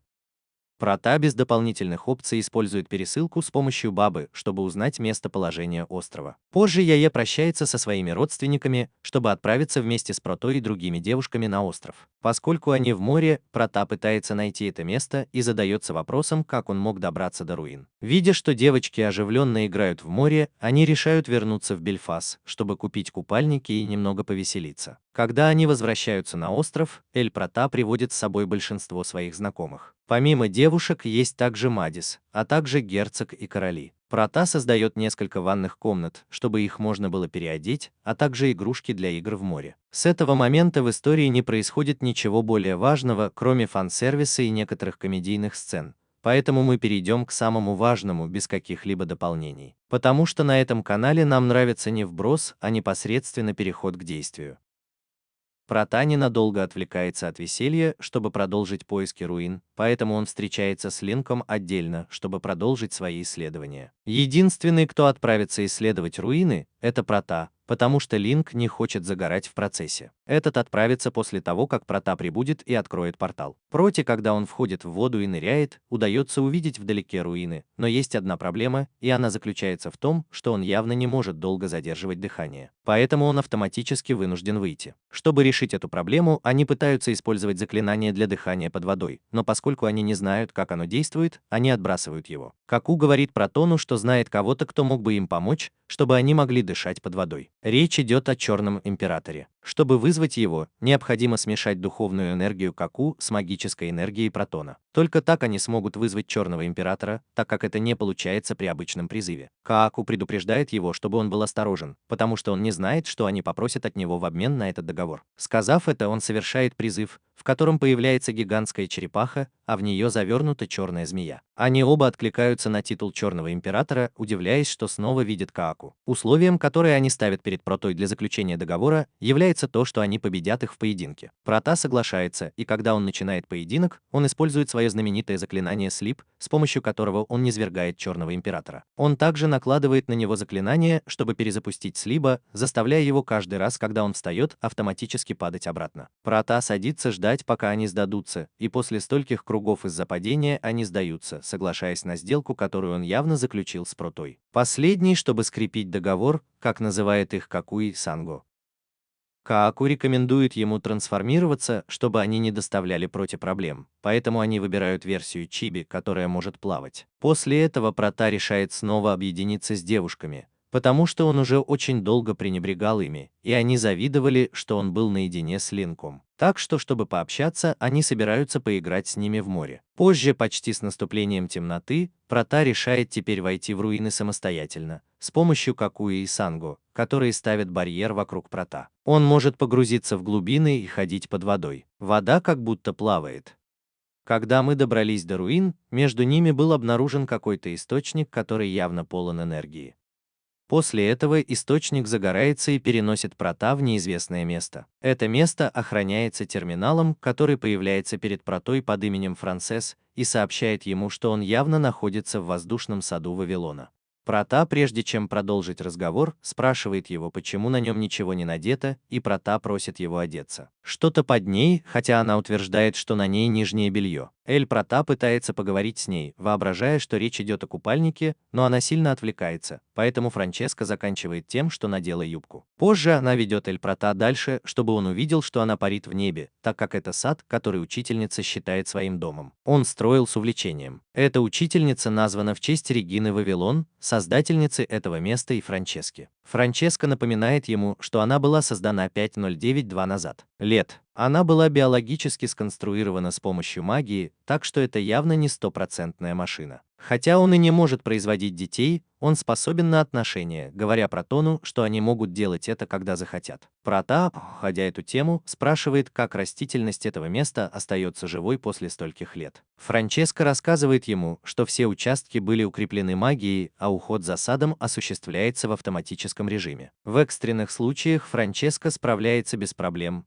хотя большую часть времени она остается отключенной, за исключением теперь, когда у нее явно есть визит. Франческа отмечает, что она совместима с Проута, так что теперь она становится его собственностью. И это потому, что Проута способна использовать все сродства так же, как и профессор, и только те, кто способен на это, могут активировать магический круг, то есть силу странный источник, который был в руинах. Профессор уже предвидела, что прибудет кто-то, способный использовать все способности, и когда представятся случаи, они должны быть переданы ему. Она также говорит ему, что они совместимы, потому что он не извращенец, потому что тот факт, что она появилась перед ним в нижнем белье, был просто доказательством. Поскольку он бы поддался вожделению или попытался бы распространиться, его бы выбросило на поверхность. С учетом всего сказанного, теперь Франческа будет в распоряжении Прота. Последний открывает портал, который также приводит девушек, где он знакомит их с Франческой. Девушка очень ревнует, что все время, которое он проводил, он был наедине с этой девушкой, но еще больше злится, узнав, что Эль Прота владеет и плавучим садом, и его домом. От Франчески и даже больше, когда последняя рассказывает им, что она показала ему свое нижнее белье и предложила заняться с ним сексом. Он злится на Прота и, как будто речь идет о собаке, ругает его за то, какая она ревнивая. Юмина берет девочек на прогулку, оставляя Прота наедине с Фрэнсис Кайлинг. Когда они уходят, Юмина спрашивает их, помнят ли они еще, что она предложила им в день их переезда. И дело в том, что Юмина знает, что им троим нравится Прота, и в этом для нее нет ничего плохого, поскольку она знает, что Прота будет делать великие дела в день их переезда. Будущее, и она одна не смогла бы справиться со всем этим. Она также не хочет быть такой тривиальной, собирая это для себя. Вот почему ее спрашивают, хочет ли она тоже стать женой Прота. В то время они не знали, что ответить, поэтому решили отложить разговор. И как раз сейчас, когда они одни в саду, они возвращаются к этой теме,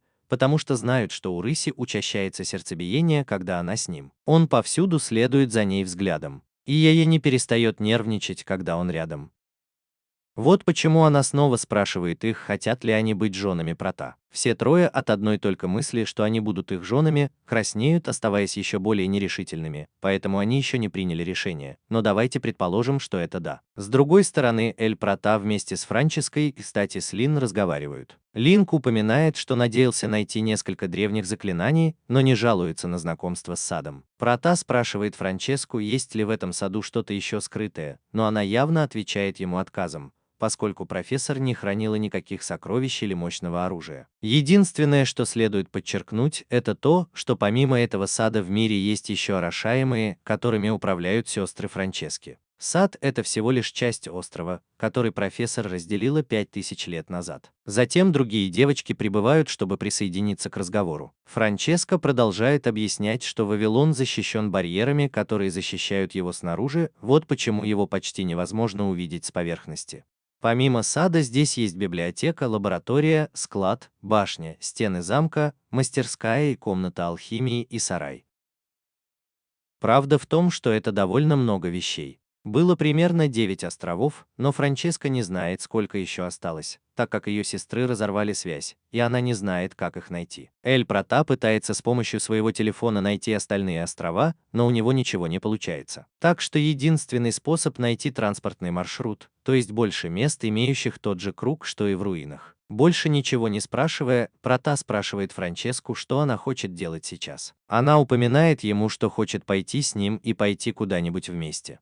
Он спрашивает ее, не будет ли у нее проблем с уходом из сада, но Франческа умеет определять, не происходит ли на острове чего-то плохого. Кроме того, она может телепортироваться, чтобы прибыть немедленно. Она также говорит, что покинет автоматическую систему, так что не будет никаких проблем, если она уйдет. Хотя еще одной вещи не хватает, а именно того, что она должна завершить регистрацию Проута в саду. Для этого она берет Проута и целует его языком на глазах у других девушек, чтобы проследить за слюной Проута и получить генетическую информацию, которая будет записана в саду. Юмина расстраивается из-за того, что она еще не поцеловала Прата, но Франческа объясняет ей, что это лучший способ взять генетический образец. Линдси больше не выдерживает и встает, чтобы признаться Проте, что она ей нравится. После этого она тоже начинает его целовать, чем еще больше удивляет других девушек. Позже мы видим, как Прата лежит в своей комнате и думает о том, что произошло, и тут приходит Юмина и просит его поговорить, а он позволяет ей пройти и спрашивает, что происходит. Юмина заявляет Проте, что он еще не целовался с ней, поэтому она просит его обнять и поцеловать ее. Она также упоминает, что ей все равно, есть ли у Праты 10 или 20 жен, просто она должна быть в курсе всех. Прата рад слышать, что она не злится из-за того, что произошло, поэтому он решает обнять ее и автоматически целует. Юмина затрагивает тему чувств Линдси и спрашивает ее, какое решение она собирается принять. Этот говорит, что примет ее, так как он ей очень нравится и ценит ее. Линдси все это время пряталась, слушая Прата, и рада, что решение, принятое Пратой, было для нее полезным.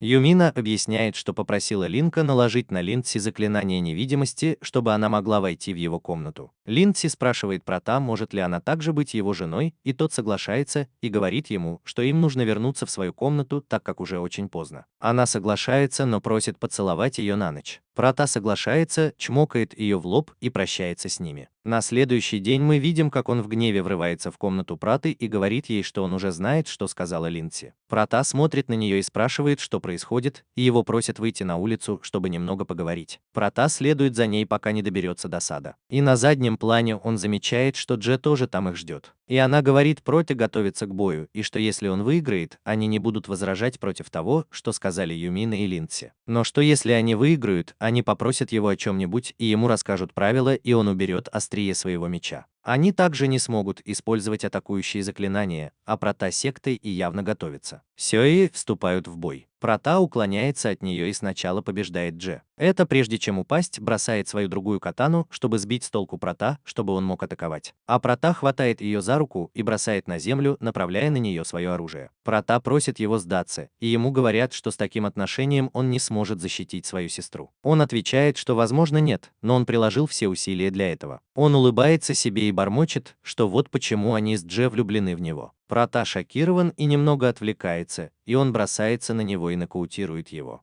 Проснувшись, мы видим, как Джей и Эл ссорятся из-за того, что он велел Проте также взять их в жены. Это явно очень удивляет Прота, и он спрашивает, планировали ли они все это, чтобы попросить их об этом. Иллюмина прерывает его, говоря, что это была его идея, и что он давно сказал всем, чтобы они были женами Прота.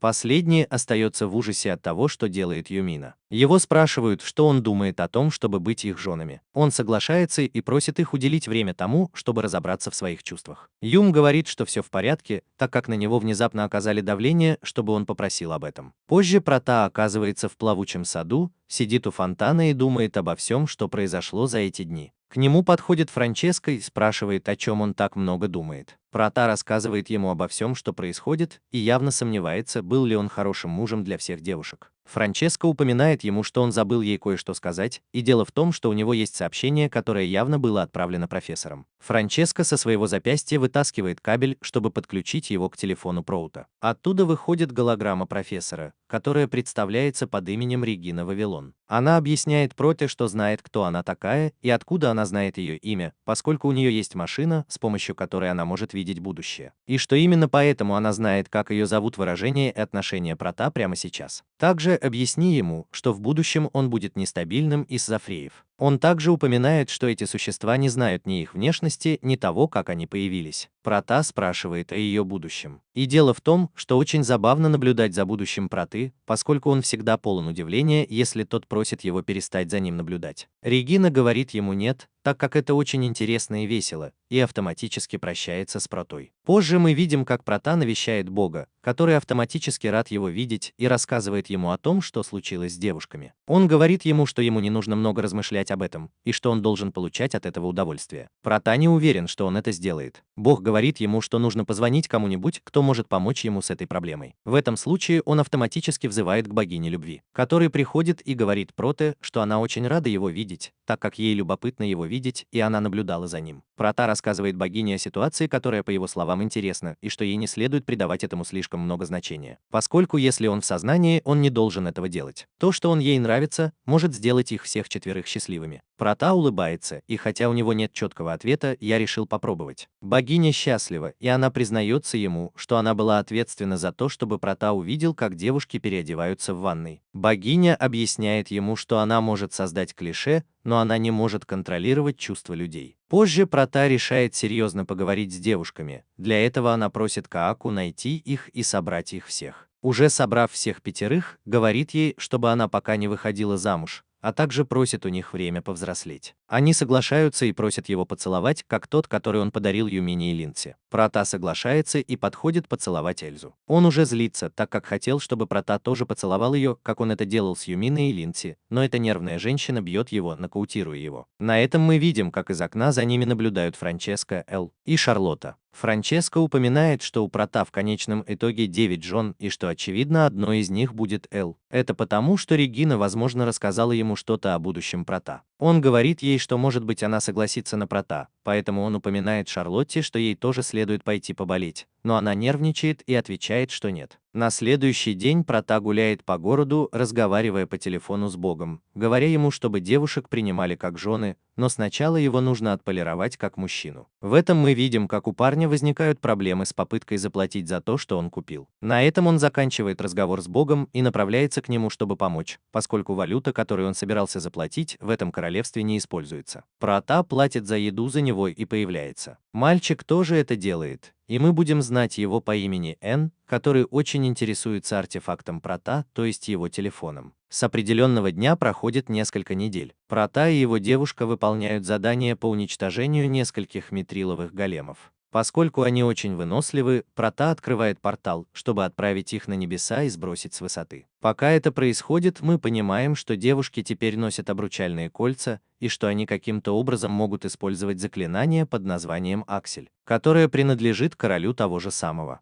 Вскоре галины падают, разбиваясь о землю, тем самым ослабляя свою броню, которая раскололась. Эль-Каинси и Юмина пользуются возможностью атаковать друг друга сзади. Им удается победить галенов в этот момент, а затем извлечь из них разбитую сферу. После выполнения задания они возвращаются в особняк, где его принимают Рине и Сёси. Там он рассказывает им, что наконец-то они смогли получить красный ранг, в то время как Юмина получила синий ранг, поскольку она, если мы помним, присоединилась к гильдии позже них. Тем не менее, теперь они первоклассные искатели приключений. Его спрашивают о Франческе, и Прота напоминает ему, что он забыл ее в плавучем саду, поэтому он возвращает ее, воспользовавшись тем, что у них в гостях Алина. Франческа, по-видимому, теперь входит в число горничных Прота, и она несколько расстроена тем, что ее забыли, но точно так же она уходит, чтобы оставить Прота наедине с Линком.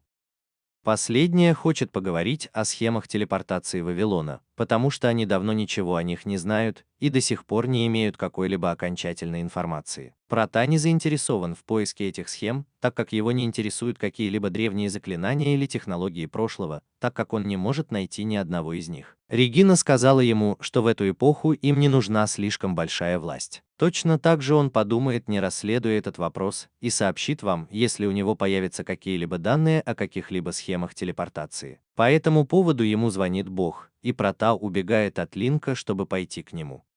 Однажды, побывав на небесах вместе с Богом, он встречает богиню любви Афродиту. Там Прота знакомит их с тем, как проходит его жизнь, и что он счастлив, что перевоплотился, хотя еще не знает, что делать в будущем. Точно так же Бог и Афродита знают, что делают, потому что каждое мгновение следят за ними. И Афродита отвечает за то, чтобы кольца, которые я покупаю, подходили их женам. С другой стороны, в термальной ванне мы наблюдаем, как девушка принимает душ. Там они говорят о подаренных им кольцах. И дело в том, что они заколдованы Протой, и именно поэтому они могут использовать аксели и другие заклинания. Там также говорят о том, насколько силен Прота, и что он, возможно, привлекает больше девушек, но из-за того, насколько он наивен. Возможно, какая-то девушка хочет использовать его силу в своих интересах, и он боится, что эта девушка также достигнет положения жены Прота. Вот почему в это время все четверо должны не допустить, чтобы Проте причинили вред. Хотя они не отрицают, что у Проты может быть больше жен, если они хотят, чтобы это был человек с хорошими чувствами. Вот почему все должны стать сильнее, чтобы защитить Прота. На следующий день Прота вместе с Дже отправляются в королевство Исен, в частности на земли Дже, чтобы использовать мое оружие, которое они взяли у големов, и таким образом создать новый меч у деревенского кузнеца. Дже сожалеет о том, что не оказал большой помощи в предыдущей миссии, и обещает, что станет сильнее к следующей. Прота решает вернуться в особняк вместе с ней, но уже он останавливает его, смущает и просит проводить больше времени вместе с Солой, так как она просит его остаться с ней на ночь. Я хотел бы прогуляться, держась за руки, и Прота автоматически соглашается, и они проводят время в любви вместе. Позже Прота отправляется вместе с Юминой в королевский замок, чтобы сообщить им, что они уже помолвлены. И король и королева рады, что их дочь покорила сердце Проты.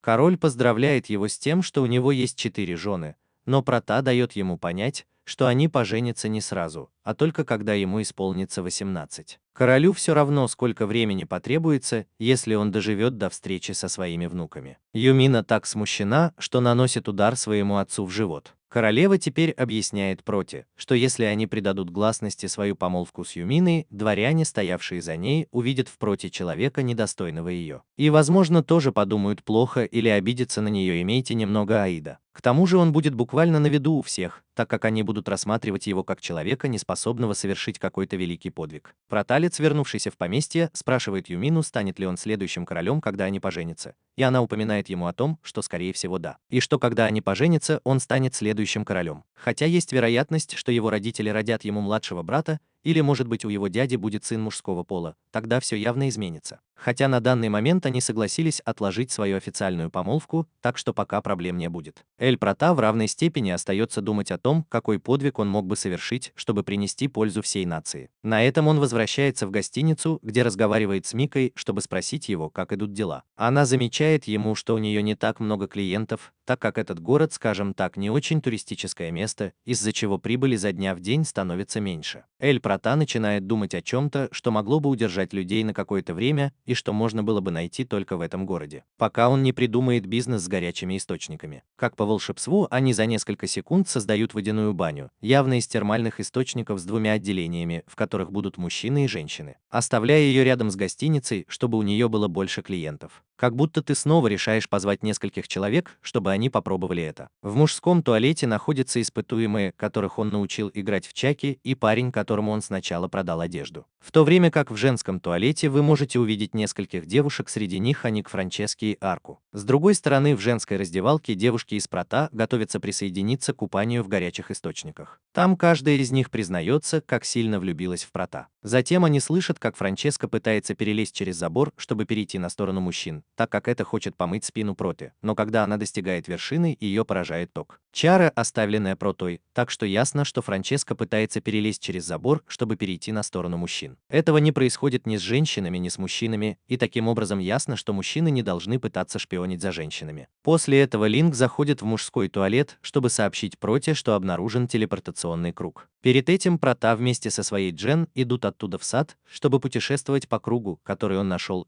который находится на юге Месмеда. Пересекая за его пределами от моря деревьев, пока не достигнем пылающего королевства Сандора, а затем направимся к юго-востоку от пустыни Раби. Он надеется, что следующий кусок плавучего острова, который вы встретите, будет в библиотеке. Прота тоже, хотя и не демонстрирует этого так сильно, потому что хочет исследовать исчезновение древней цивилизации от рук фрицев. Рассказывая об этих стеклянных зверях, Франческе удается заметить одного в форме ската в пустыне. Столкнувшись с этим, они решают действовать очень быстро и направляются туда. Скат обнаруживает, что нападает на группу людей, которых спасает Эльза. Он уже пытался быть полезным своим мечом, атакуя ската, но это бесполезно, и в этот момент Прота и девушка решают укрыться от атак ската. Из ниоткуда в Индию появляется за Протоном, говоря ему, что он там, потому что он почувствовал присутствие Фриза. Прота спрашивает его, откуда он знает о фризах, этот упоминает, что да, и что этот скат стандартный фриз. И удивляется, что он зашел так далеко, упоминая, что у него есть скат, и он говорит, что у него есть скат, что барьер этого мира уже находится на пределе. Энде просит вас подождать его, чтобы потом все как следует объяснить, пока он позаботится о скате. Энден в мгновение ока оказывается на вершине этого и, просто наступив на него, умудряется полностью уничтожить его, чего не удалось Джесс его мечом.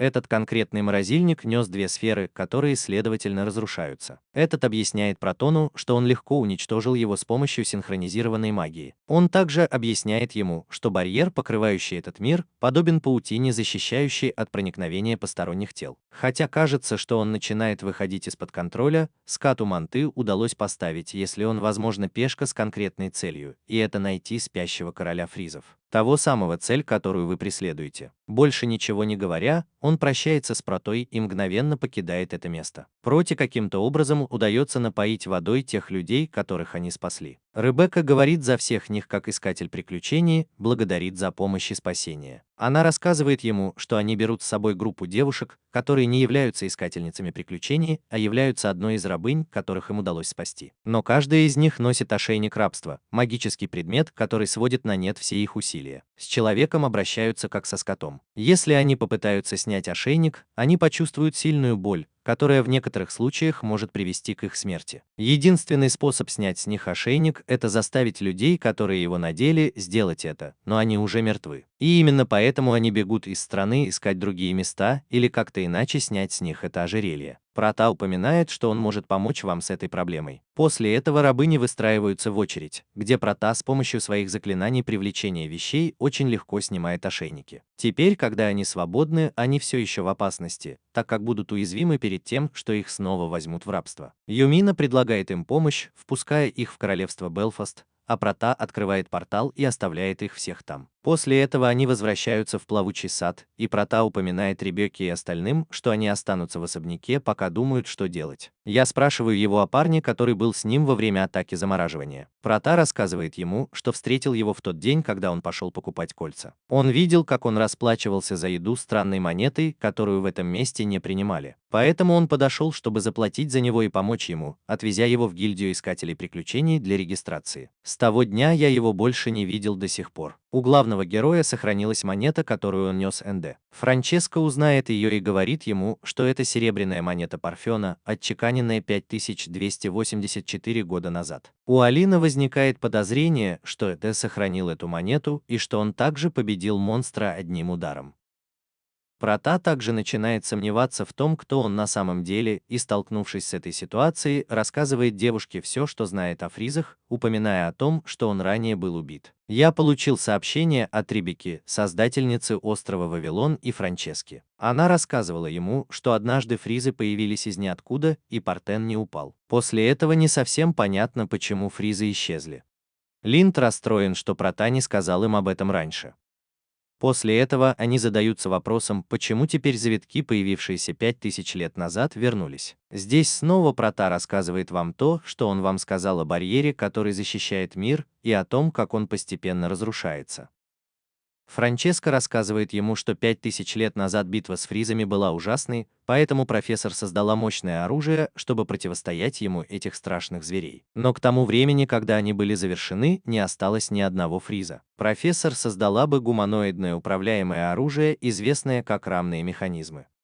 Прата взволнован, услышав это, и ему предлагается достать оружие. Франческо упоминает ему, что они находятся в винном погребе, который находится на одном из островов, разбросанных по всему миру. Позже они, наконец, прибывают к месту назначения, но поскольку они находятся посреди пустыни, им ничего не удается увидеть. Вся команда спускается и, находясь под линком, выполняет заклинание ветра, чтобы очистить песок от местности, в которой они находятся, таким образом открывая телепортационный круг. Хотя они и не могут этого увидеть. Он покрыт каким-то щитом, который Проте удалось пробить. Прата пытается открыть портал, чтобы заманить с собой других, но его заклинания не работают. Из-за этого он связывается с Кааку, чтобы сообщить остальным, что с ним все в порядке и что он собирается выйти вперед, используя круг телепортации. Прата стоит в середине круга и активирует все аффинити. Таким образом, ему удается телепортироваться, достигнув другого плавучего сада, где его встречает девушка, которая говорит ему, что он в порядке. От сестер Франчески. Она упоминает, что приехала в мастерскую в Вавилоне и представляет себя с терминалом в этом месте под названием Розетта. Эль Прата немного разочарован тем, что нашел мастерскую, а не склад. Розетта говорит ему, что дальше находится мастерская, доступ в которую ограничен для других людей, за исключением того, кто может использовать все способности. И Прата говорит ему, что он совместим, рассказывая ему о том, что Франческо и приобретение сада. Розетта рада, что процесс пойдет легче, поэтому она проверяет его, говоря ему угадывать цвет ее нижнего белья, не двигаясь с места. Прата проклинает учительницу, потому что знает, что это ее идеи. Он все же решает подыграть ей, используя магию ветра, чтобы поднять юбку Розетты, но это не срабатывает. Перед этим он пытается сжечь юбку, но тоже не получает никакого результата. Не имея других вариантов, решает использовать свое зрение, чтобы видеть сквозь вещи, и при этом понимает, что Розетта не может этого сделать. На ней прозрачное нижнее белье. Розетта рада, что он догадался, и упоминает ему, что теперь она становится его собственностью, чтобы выполнять его приказы, как и раньше. Это сделала ее сестра Франческа. После этого Розетта подходит, чтобы поцеловать его и произвести полную регистрацию, где мастерская теперь также становится собственностью Проута. Позже Розетта ведет его в мастерскую, где они входят в пустое помещение и объясняют ему, что это многоцелевой завод, способный создавать любые устройства, что вы себе представляете. Они также дают ему понять, что только они двое могут управлять мастерской. Кроме того, если у вас есть какой-либо продукт для справки, его можно воспроизвести там, если у вас есть подходящие материалы. Прата знает, что мастерская ему не нужна, потому что он уже может создавать вещи из других материалов, но что его действительно интересует, так это тот факт, что он может производить вещей в массовом порядке. Эль Прата достает свое оружие, созданное им из зуба дракона, и просит Розетту скопировать его. Но на этот раз с помощью Митрила Розетта менее чем за минуту создает оружие Прата, теперь если с помощью Митрила. Помимо возможности копировать что-либо менее чем за минуту, это показывает ему, что он также может модифицировать его, удлиняя оружие еще больше. Прата пробует свое оружие, и когда он пытается превратить его в меч, он понимает, что не может скопировать наложенное на него заклинание программирования. Хотя для него это не так, проблема в том, что вы можете перепрограммировать ее снова. Прата рассказывает Розетте об оружии, созданном профессором для защиты от фризов. Последняя рассказывает ему о том, что она помогла создать это оружие, и именно они сделали его там, а затем отправили на склад. Но, к сожалению, у нее нет чертежей, чтобы их можно было воссоздать, и единственное, что она может сделать, это отправить его на склад. Что он может сделать, так это то, что принесет ему Прата. От нечего делать, Эль Прата приводит остальных, чтобы познакомить их с Розеттой. Затем они соглашаются встретиться в саду в мастерской, чтобы состыковать их в Белфасте. После этого Прата возвращается в особняк, где Ребекка и ее товарищи извиняются за то, что не знали, кем он был. Этот просит их встать, потому что ничего страшного, поскольку он еще не дворянин. После этого они говорят о будущем девушек, которых они спасли. Прата решает взять их к себе, чтобы дать им работу, но не знает, какая из них подойдет им. Вот как Прата в ближайшие дни открыл кафе, которое в свою очередь функционирует как библиотека, и на этом месте будут работать девушки, которые ранее были рабынями. Все это он получил благодаря господину, который предложил ему множество библиотек. В обмен на его помощь в приобретении материалов, что Прата было необходимо для создания всего, что связано с его бизнесом. В кафе было хорошо слышно, потому что многие люди не могут позволить себе купить книгу. Хотя у входа в кафе есть несколько книг, которые можно одолжить, чтобы они могли почитать их вскользь. Один из одноклассников Ребекки завидует тому, что Прата может использовать нейтральную магию, поскольку он не умеет ею пользоваться, и хотел наложить заклинание своего покойного деда. Заклинание под названием гравитация, с помощью которого они могут делать что-то или вообще что-то, к чему ты прикасаешься, что увеличивает их вес. Мальчик в той же форме кажется ему бесполезным заклинанием, но Прата говорит ему, что оно может стать лучшим заклинанием из всех, в зависимости от того, как оно используется. Позже Прата Юмина отправится к стене гильдии, чтобы выполнить задание. Юмина хочет побыть наедине с Протой, как будто это свидание, но идея выполнить еще несколько заданий, чтобы также получить свою красную карточку гильдии, ей нравится, поскольку она не хочет быть единственной из своих наручники без одной из них. Что касается миссии, которую они выполняют, уничтожить гигантского красного краба, у которого 4 клешни, его панцирь продается по очень хорошей цене для изготовления материалов, а его мясо также покупается по очень хорошей цене. Прата решает пойти за ним и идет к администратору гильдии, чтобы она разрешила им эту миссию. Администратор по имени Принц знает, что Прата является владельцем кафе,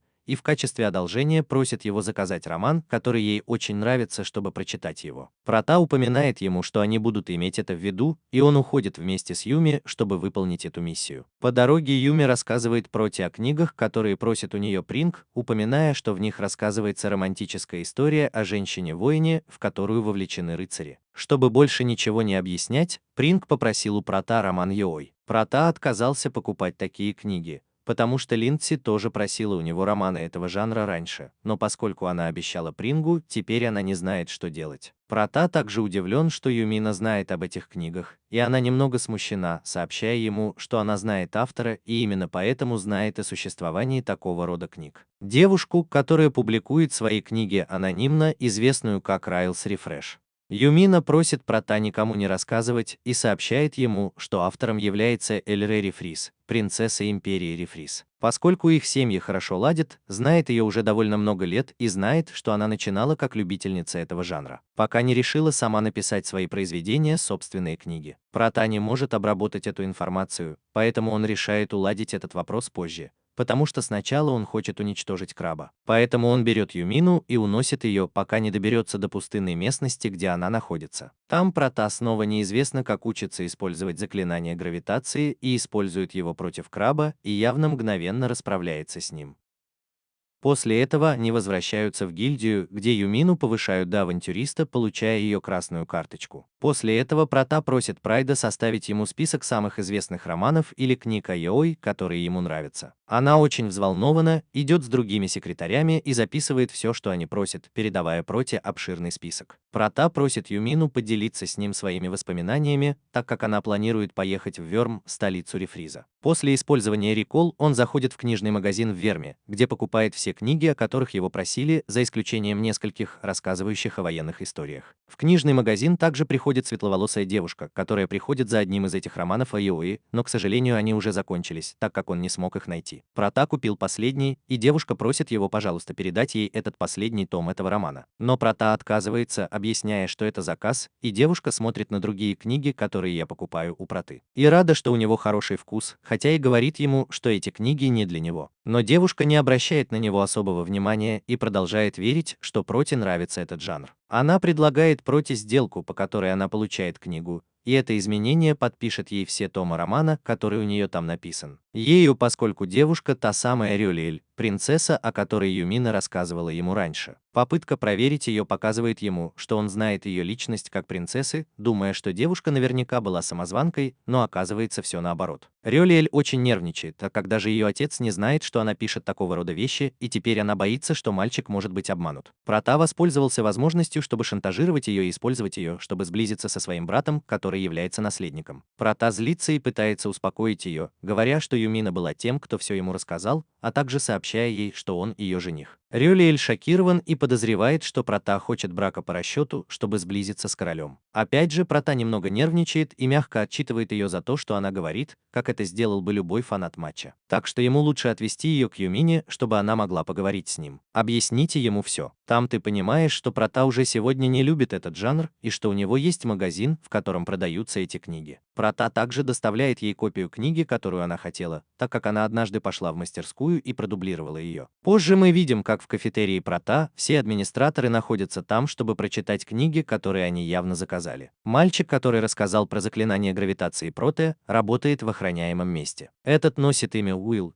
и Прата в качестве награды хочет дать ему что-то взамен. Уилл не хочет ничего особенного, он просто хотел стать сильнее, чтобы защитить кого-то. Этот кто-то одна из спасенных ими девушек, которая работает в кафетерии. Прата решает отвезти его к джентльменам, чтобы они его обучили, и там он встречает Эльзу, которая просит его отвезти ее к горячим источникам. Прата делает это, и пока она принимает ванну, он остается и разговаривает с Рикой, которая сообщает ему, что бизнес с горячими источниками находится в стадии разработки. Это явно работает лучше, чем в гостинице. К разговору присоединяется парень, который купил одежду у Прата. Здесь мы узнали, что этого мальчика зовут Санак, и, по-видимому, он выполнял заказ, который попросил Прата, примеряя платье, которое позже он отдаст Эльзе на примерку. Она не уверена в том, как выглядит, думает о том, чтобы снять его, но, зная, что Прата ей нравится, оставляет его себе. На следующий день Линдси приходит к Проте, чтобы показать ему новую книгу, которую выпускает Рюлиэль, рассказывая о том, что в ее рассказе рассказывается о мальчике, очень похожем на Прата, который идет позади нее, принцессу, чтобы украсть у ее брата. Не придавая этому особого значения, позже Прата отправляется в Империю Регулус, чтобы принести заказ на некоторые книги, которые они для него заказали. По прибытии он понимает, что город в огне, и это из-за восстания, которое происходит со стороны армии. Раскрывается, и они нападают на местных жителей. Стражи Империи. Эль Прата помогает одному из них, чтобы позже попытаться остановить переворот, поэтому лучшее, что он может сделать, это найти императора, чтобы помочь ему сбежать. Поскольку, возможно, если армия не найдет кого-то, кого можно свергнуть, это успокоит всю эту ситуацию. Проута с помощью Gravity контролирует свой вес, чтобы быть легче и иметь возможность двигаться намного быстрее. Как только он прибывает во дворец, он обнаруживает, что много охранников упало, и, обыскивая комнату, император слышит крик женщины. Перед этим он достает свой телефон и просит искателя найти женщину, на которую напали. Искатель показывает ему местоположение, и Прата прибывает как раз вовремя, чтобы спасти девушку. У этого есть небольшая рана, которую явно залечивает Прата. В то же время он входит к девушке по имени Кэрол, которая приходит спасти принцессу, и Прата объясняет ему, что приехал в Империю, чтобы купить кое-что. И, увидев ситуацию, вмешался, чтобы помочь. Кэрол умоляет тебя помочь им спасти императора и принца от принцессы. Прата упоминает ей, что именно это она и собирается сделать. Тогда Кэрол официально представится рыцарем Империи. Девушку из Прата, которую она спасла, представят как Лючию и третью принцессу Империи Регулуса. После этого все трое направляются в покои императора. Там они находят генерала Басара, виновника всего этого восстания. Император лежит на земле, а принца там нет. Прата не вмешивается немедленно, потому что хочет знать причины, по которым Басарт решил раскрыться. Последний объясняет ему, что император уже слишком стар, чтобы продолжать править, поэтому он решил захватить власть силой, чтобы разорвать мирный договор, который у него есть с королевством Белфаст, поскольку он намеревается вторгнуться в него, начав таким образом войну. Прата упоминает, что королевство Белфаст состоит в союзе королевства Месмет и империи Ририс. Басуар не придает этому значения, поскольку последние 20 лет он готовился противостоять любой угрозе, какой бы она ни была. В тот самый момент он демонстрирует вам то, о чем говорит, используя темную магию, чтобы вызвать демона. Договор, который он заключил с демоном, заключался в том, чтобы принести в жертву нескольких человек. Базор взял много пленных и отдал их себе в качестве подношения в обмен на эту силу, но ему также подарили браслет, который поглощает магическую силу других. Прата чувствовал, что идет медленно, но это было из-за этого браслета. Поэтому, чтобы избежать неприятностей, он решает вырвать его у него, используя свою силу, которую он использовал для достижения своей цели. Заклинание, с помощью которого все притягивается. Но это не работает, потому что браслет имеет защиту от заклинаний. Перед этим Прата достает свой пистолет и стреляет в тебя. Но на что я не рассчитывал, так это на то, что у Басаара есть еще один браслет, защищающий его. В дополнение к этому он обладает пассивной способностью, которая которая дает демону нейтрализовать магические атаки. На данный момент у Проты больше нет выбора. Он использует врата, чтобы телепортировать императора, принцессу и Кэрол в сад. Также перед уходом он использует свое заклинание сна, чтобы заставить Басаара немного соскользнуть и создать иллюзию, чтобы он увидел червей в своем теле. Прота дает ему понять, что они скоро снова увидятся, так что очевидно, что бремя правосудия ляжет на него. После этого Прота воссоединяется со своими женами, объясняя, что произошло в империи Регулуса. Император был перенесен с помощью магии, осмотрен врачами и уже находится на отдыхе. Девочки высказывают свое мнение по этому вопросу, упоминая, что у Прота всегда возникают проблемы. Последний говорит им, что у него на уме план, с помощью которого он покончит с Басуаром. Затем, во время смены сцены, мы видим Прота вместе с Люсией и Каролиной. Там они говорят о состоянии императора и о том, что ему скоро станет лучше. Люсия очень благодарна Эль Проти, и поскольку он первый мужчина, с которым она вступила в контакт, она влюбляется в него. Кроме того, что Сальва Юмина наблюдала за ней со стороны, так что войди в комнату, чтобы представиться. Прота уходит, потому что он должен пойти к королю, чтобы сообщить ему о случившемся. Юмина говорит Люсии, что она невеста Прота. Последняя приходит в отчаяние, узнав, что Прота с кем-то встречается. Юмина рада, что Прота ей тоже нравится, и просит ее пойти с ним в ее комнату, чтобы поговорить на некоторые темы. По сути, Юмина подыскивает Проти другую жену. Тем временем последний предстает перед королем и объясняет ему о восстании армии Басаара, но король обнаруживает, что больше обеспокоен тем, что у него будет еще один ребенок. И он еще не знает, будет ли это девочка или мальчик, несмотря на то, что у него есть сын. Что его беспокоит, так это то, что Прота не сможет сейчас занять трон. Хотя он точно так же перестает шутить и дает этому разрешение приступить к осуществлению своего плана по победе над Басуаром. Вот так Прота приходит в мастерскую, где готовит все необходимое для выполнения своей задачи. Хотя на данный момент он не показывает нам, в чем дело, Розетта рассказывает Проти, что ранее она слышала о браслетах, которые носил Сор, и что это артефакты, которые наверняка выпали из его рук. Сарай, потому что на этом острове сестра, которая управляла им, несколько глупа и безжалостна, потому что она не в первый раз что-то роняет из сарая. Прота начинает думать, что драгоценный камень, вызвавший переполох в Исене, также имеет какое-то отношение к сараю. Уже ночью Проте удается поговорить с императором, который благодарит его за спасение, упоминая о том, что он думает разработать план по возвращению столицы. Прота говорит ему, что он один справится с этой ситуацией и явно победит Басаара. Люс, прежде чем он отправится в битву, просит его найти своего брата раньше, чтобы узнать, жив он или нет, и просит его рассказать ему, как он выглядит физически его брат, чтобы найти его по телефону. Лючия не может хорошо объяснить черты своего брата, поэтому Прота подходит к ней, чтобы попросить ее запомнить его, потому что она будет использовать Рикл, чтобы ясно видеть его. Когда она это делает, она понимает, что ее брат – один из солдат, которые помогали, когда прибыл Регулус. Легко узнав об этом со своего мобильного телефона, ей удается найти то место, где он находится, поскольку он в безопасности в особняке генерала Ромеро, генерала, который выступает против действий Регулуса. Басуар. Император спрашивает тебя, действительно ли он думает в одиночку противостоять демону и 10-тысячной армии солдат. Прота упоминает ему, что у него хороший отряд. Вот как на следующий день Прота и их жены прибудут на Регулус сражаться. Уже находясь там, Санга, Какую и Кааку будут сопровождать Эльзу и Же, чтобы нейтрализовать армию, пока они не сдадутся.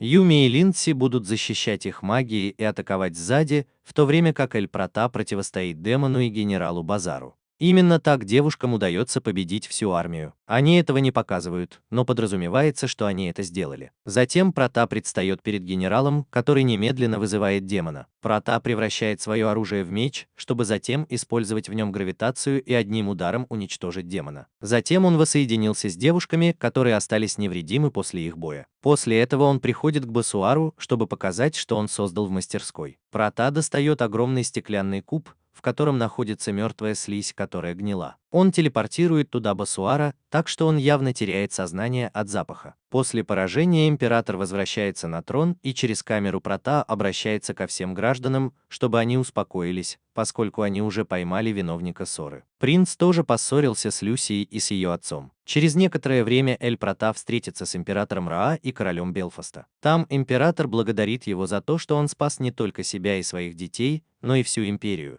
Поэтому он хотел бы знать, что он хочет в качестве награды за это. Прота отказывает ему в награде, так как он просто хотел помочь, и все произошло случайно. Король помнит случай, когда Прата отказывается от титула, но упоминает об этом, по крайней мере, если он хотел обручиться со своей дочерью. Император Роал, услышав это, также предлагает своей дочери стать его женой, поскольку если он женится на ней, отношения между двумя странами будут разорваны, это было бы намного лучше, и его можно было бы оставить в надежных руках, имея в виду Прата как будущего правителя этого королевства. Последний не знает, что ответить, и, как я уже упоминал вам, Юмина та, кто дает Проте наручники. И это та, которая выходит и говорит за него, соглашаясь, чтобы Люсия стала новой женой Прата, поскольку и Люсия, и Юмина уже говорили на эту тему раньше, заявив, что это было бы отличным связующим звеном для укрепления отношений между странами, хотя излишне говорить, что он также одобряет другие обещания. Так что не будет никаких проблем, если он присоединится к ним. Люсия слишком счастлива, убеждая своего отца в том, что она на самом деле хочет быть с Эль Протой, в то время как Эль Прота не может поверить в происходящее, поскольку она верила, что Юмина собирается незаметно отклонить предложение. Прота ясно дает ему понять, что им придется подождать, пока ему исполнится 18, чтобы они могли пожениться, и у императора с этим нет проблем. И после разговора с королем они решили официально объявить о помолвке двух принцесс на национальном и международном уровнях. Но прежде у Прота должен быть какой-то статус,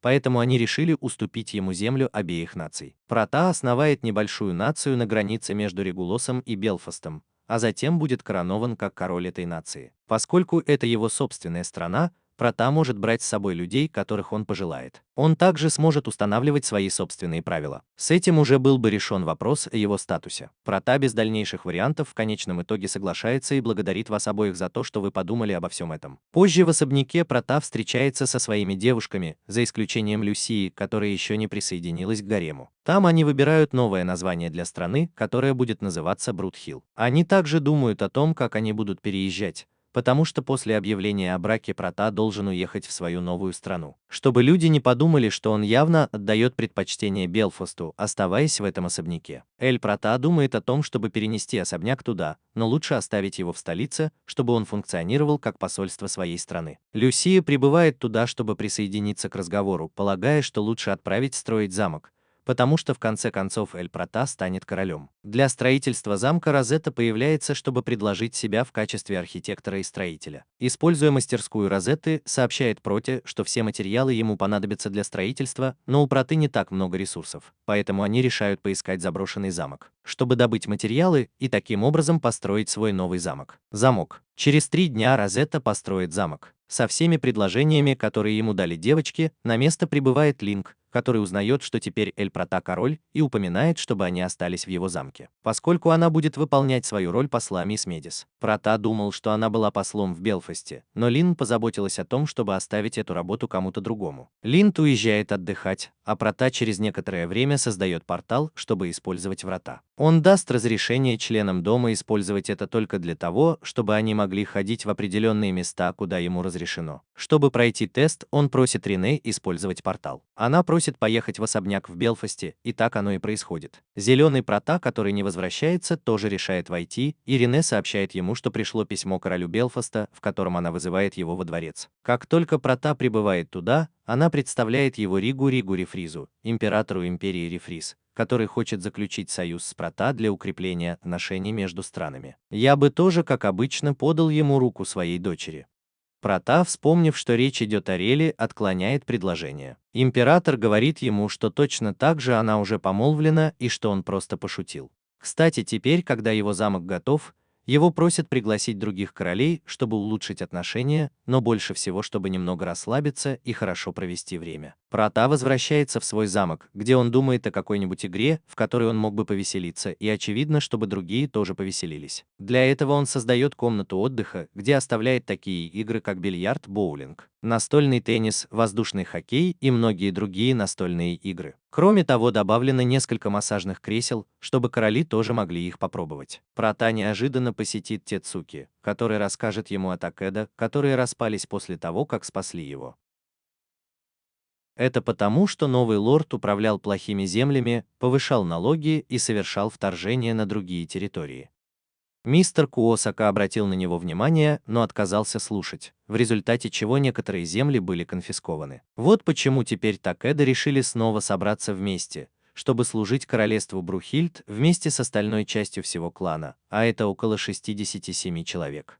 Прота соглашается, чтобы клан и Такеда жили в его стране, позволяя Тецубаки работать на него, в то время как остальная часть клана получит подработку. Прата продолжает разговаривать с Касакой, чтобы попросить его о помощи в планировании их пути, поскольку у него есть идея, что больше торговцев, чем Такеда, будут жить в его стране. Приезжайте в свою страну. Именно так Прата с помощью Касаки начинает создавать пути, которые соединяют с другими странами. Также с помощью клана Такеда он строит различные контрольно-пропускные пункты и магазины, чтобы затем создавать рестораны и всевозможные здания и места для торговли. Именно так через несколько дней Проте удается поднять весь свой город. Люциан, который изо всех сил старался делать то же, что и другие, приносит ему обед в Прата, в то место, где он явно был. Позже Прата возвращается в свой замок, чтобы приветствовать королей и представителей знати в своей комнате отдыха.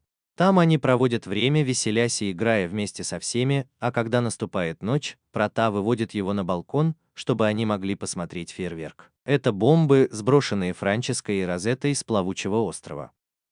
Эль Прата пользуется моментом, чтобы вручить Люсии обручальное кольцо, прося у нее прощения за то, что не вручил его раньше, а затем взять ее за руку и вместе понаблюдать за искусственными играми. На следующий день мы видим, как Прата вместе со своей группой в ледяной пещере исследует и ищет доступ к находящемуся там черному объекту. Прата подтверждает девушке, что он нашел доступ к объекту, и говорит ей войти, чтобы они его подождали. Войдя внутрь, встречает новый круг телепортации, поэтому активирует его, как и другие, надеясь найти Вавилонскую библиотеку. Но, будучи телепортированным, попадает в новый круг телепортации из островов, которые, к сожалению, не являются библиотекой. В этом к нему подходит девушка с розовыми волосами, представляющаяся как красавица Флора. Это упоминает, что если Прата находится в этом месте, то это потому, что у нее есть доступ в алхимическую комнату. Прата с удивлением упоминает, что у нее также есть доступ в мастерскую и в сад. Белла, услышав это, испытывает ностальгию, потому что явно давно не видела ни Франчески, ни Розетты. Он также говорит, что если он их знает, он более квалифицирован для доступа, но все же хочет это проверить. Так что он берет Проута и автоматически целует его. В этот момент Проута в шоке, но потом мы видим, как Белл обучает Проута алхимии.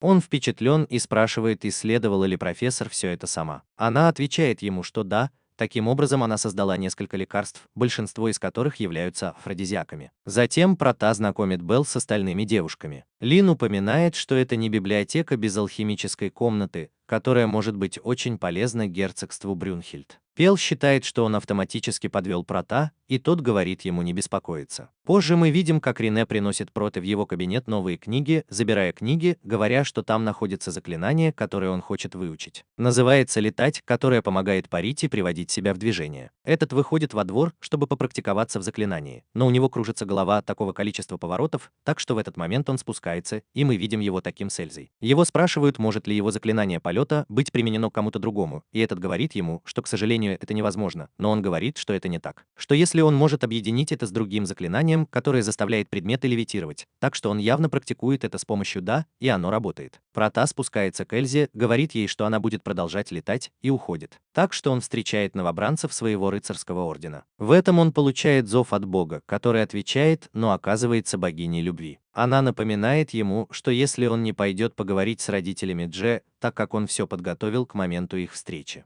Также, что он прочитал его мысли, чтобы узнать, как все прошло с их женами, а позже мы видим Прата вместе с Ее в доме, где они живут. Встреча с их родителями. На этой встрече отец Джейд, пожалуйста, просит вас позаботиться о его дочери, как и о других его невестах. Прата впечатлен и громко говорит ему, что ожидал чего-то гораздо худшего. Он также упоминает, что думал, что я вызову его на дуэль или что-то в этом роде, явно имея в виду руку его дочери. Отец в этот момент соглашается и вызывает Прата на дуэль, поскольку ему любопытна его сила, и услышав это, он вместо этого соглашается на дуэль Дель Прата, говоря, что он не подвергнет опасности своего возлюбленного и что его меч существует, чтобы защитить его. Его мать, услышав вопрос, действительно ли она его любит, и Ея говорит, что да, его мать улыбается и говорит, что с нее хватит. Он сейчас в доме, где они раньше жили, разговаривает со своей семьей. В детстве к нему подходит мальчик и спрашивает Прата, способен ли он победить громового медведя, и тот говорит ему да и что, если случайно здесь есть такие. Размер Ланы говорит о том, что в последнее время он вообще возится с полями и предлагает ему прикончить одного из медведей. Позже мы увидим, как Прата привел нескольких своих мертвых медведей в гильдию, где они поражены количеством медведей, которых он победил.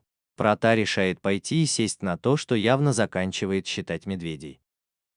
На этом он подходит к тому, кто спрашивает Прота, что он здесь делает. Прота рад его видеть, так как он хочет спросить его о фризах. Энде рассказывает ему, что свободные потусторонние существа, и что они здесь, чтобы искать ядро своего короля, которое находится внутри какого-то человека, и они общаются с ядром. Но сердцебиению людей мешают, и поэтому они нападают на них, чтобы уничтожить их и иметь возможность найти ядро, поскольку они делают это инстинктивно. Прота помнит, что 5000 лет назад в этом мире был такой же кризис, и он почти исчез. Он упоминает, что 5000 лет назад фризы находились под контролем благодаря барьеру, который, очевидно, уже был преодолен. Тогда они не уйдут, пока не найдут ядро короля, что на самом деле было причиной их пробуждения.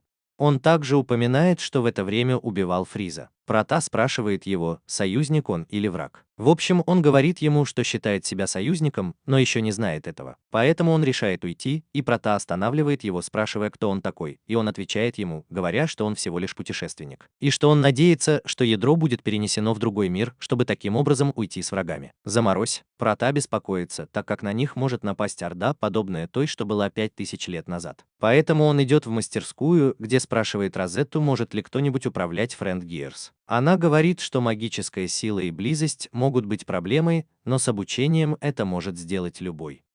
Прота спрашивает, можно ли серийно производить копии, которые есть в мастерской. Этот говорит, что это будет сложно, так как из-за нехватки ресурсов и материалов. И Прота спрашивает его, сколько именно копий Frame Gears находится в мастерской. Этот говорит, что всего 6, и Прота спрашивает его, думали ли они, что за это время так мало кто сможет справиться со всеми Фриза. Розель говорит ему, что нет, что когда они планировали серийное производство, они исчезли, и поэтому их перестали производить. Также и то, что один цех может производить 2-3 сельскохозяйственных редуктора. И Прота говорит, что в таком случае лучше всего на данный момент собрать материалы и информацию о других Вавилонах, чтобы мы могли получить дополнительную помощь. Позже мы видим, как Санго упоминает Проте, что ему нужно что-то, что он может летать, чтобы таким образом собрать больше информации с разных сайтов и иметь возможность найти оставшийся остров. Прота хочет призвать птицу, которая поможет им в расследовании. В этом случае Гакую рекомендует ему заключить договор с императрицей Пламени, так как последняя, если у нее есть договор с ней, сможет призывать любых птиц, каких захочет. Так что расследование будет легче. Прота соглашается, так что попробуй вызвать ее. В этот момент Кааку, Санго и Какую используют часть своих сил, чтобы призвать императрицу. В этом мы видим, как выходит птица Феникс и спрашивает Прота, был ли он тем, кто вызвал его.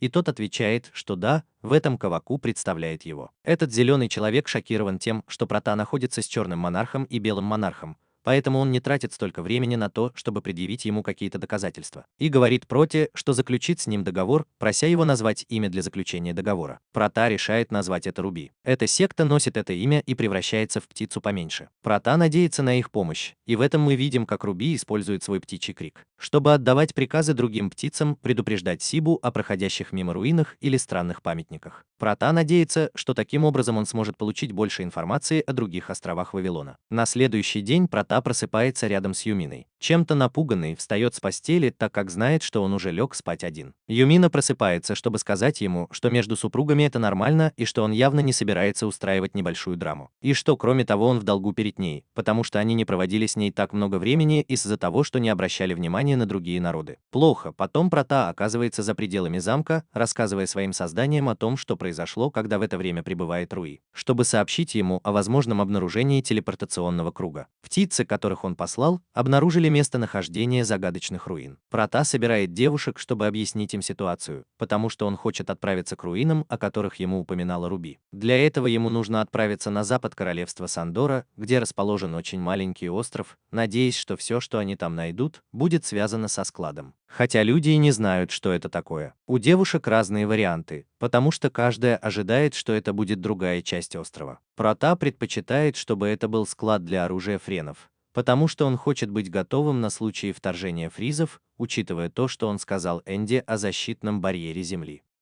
Во время смены сцены мы видим, что Прота и девочки уже на маленьком острове. Продвигаясь вперед, они натыкаются на большого носорога, и Прота автоматически пытается его прикончить. Но девушки, работая вместе, легко побеждают носорога, в результате чего Прота приходит в уныние из-за того, что ничего не сделал. Хотя позже они сталкивались со всевозможными монстрами, но опять же девушки не позволили бы Эль Проте вмешаться, покончив со всеми угрозами в одиночку.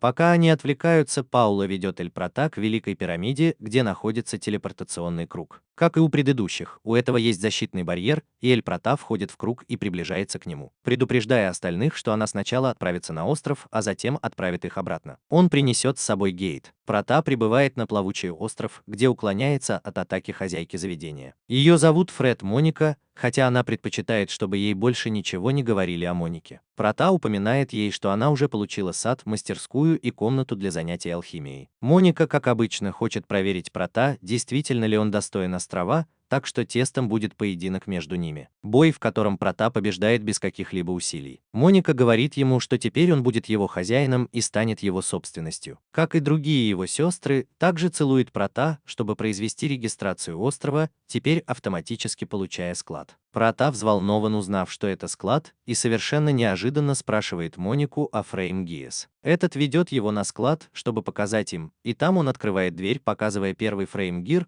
который представляет собой гигантского робота, которым можно управлять. Проута хочет войти, но для этого ему нужно сначала заправить его топливом, того самого, которого нет на складе, так как речь идет о роботе. Жидкий эфир. И это может быть создано администратором лабораторного острова. Теперь Проте придется искать лабораторию, чтобы он мог использовать машины, которые он так хотел. Прота отправляется на остров Алхимии, чтобы поговорить с Белл, спрашивая, сможет ли она создать жидкий эфир. Она упоминает, что это безусловно возможно, но его качество будет ниже, чем то, которое можно было бы создать в лаборатории. Для начала создания вам понадобятся кристаллы эфира, которые представляют собой те самые камни, с которыми Прота проводил свой тест на сродство. Эти кристаллы обычно не такие большие, а те, что у них есть, очень маленькие. Поэтому с помощью своего мобильного телефона они определяют местонахождение различных областей, в которых они находятся. Там могут быть кристаллы эфира размером 30 сантиметров. Вот так Прота получает довольно большой кристалл, из которого он может делать необходимое топливо, какое захочет. Но для этого ему потребуется не менее месяца. Прота стоит на складе, рассматривая робота, которым он собирается управлять. В этом он приближается к Монике и Розетте. Последняя находится там, чтобы обслуживать это место, потому что Моника несколько невежественна. Она также предлагает Проту сесть в робота, чтобы он проверил сиденье. Находясь там, объясняет ему, что робот работает почти автоматически, так как он встречается с разумом пилота, чтобы выполнять его команды. Поэтому пилотировать один из них должен кто-то опытный, чтобы была лучше связь между роботом и пилотом. Прота с нетерпением ждет возможности потренироваться на своем роботе, но Рассел рассказывает ему, что она над чем-то тайно работала. Это симулятор, так что Прота может тренироваться, как если бы она была внутри тормоза. Находясь в кабине виртуальной реальности, быстро адаптируется и вступает в бой с Моникой, которая также находилась в другой кабине. Проута автоматически побеждает, и ему приходит в голову идея удвоить количество кабин виртуальной реальности, чтобы они были перенесены в его комнату отдыха. И чтобы все знали использовать этих роботов, где он надеется, что люди в замке тоже смогут обучиться этому. Для тебя также будут изготавливать больше роботов из серии Frame Years,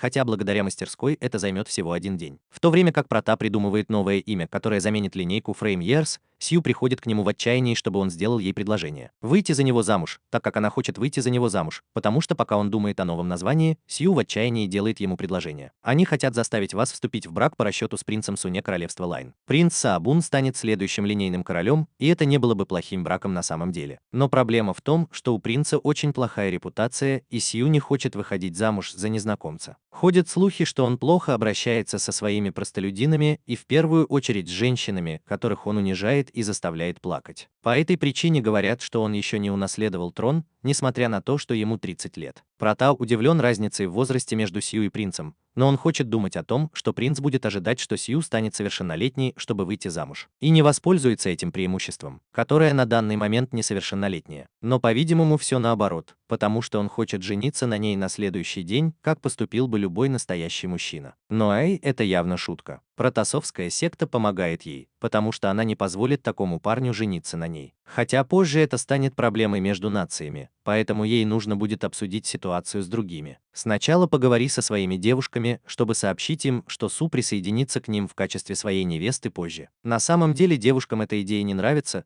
Так что теперь им нужно подумать о том, как заставить Су отклонить предложение руки и сердца, чтобы принц не узнал, что Сью вышла замуж. Она хочет выйти замуж за Эль-Прата, чтобы таким образом избежать конфликтов и чтобы королевство Лайн разорвало отношения с королевством Белфаст и другими. Для этого Прата направляется поговорить с герцогом и объяснить ему ситуацию. Он принимает это и упоминает, что сам формально отклоняет это предложение, хотя может случиться так, что недовольство принца Сабуне падет на Прата и его королевство. Герцог также упоминает, что у этого принца есть брат, но он был предоставлен вне брака и с другой женщиной. То есть брат принца — это то, кого мы знаем в мире как внебрачного сына, поэтому его принижали во дворце. И единственное, что он может с этим поделать, это то, что мы знаем в мире как внебрачного сына. Его сила в том, чтобы сохранить жизнь своей матери, хотя они говорят, что он довольно хороший человек. К тому же король, зная, каков его сын-наследник, ничего не делает с этим, потому что, похоже, он был не более чем марионеткой, поскольку тот, кто отдает приказы. Это первый линейный министр по имени Вардак, пользуясь своим статусом брата королевы. Вот и прибывает линейный гонец, ожидающий ответа, который собирается дать ему герцог. Последний сообщает ему, что его дочь уже решила выйти замуж за другого мужчину, поэтому он вынужден отклонить предложение. Посыльный, когда спрашивает, за кого она выходит замуж, герцог официально представляет ее против.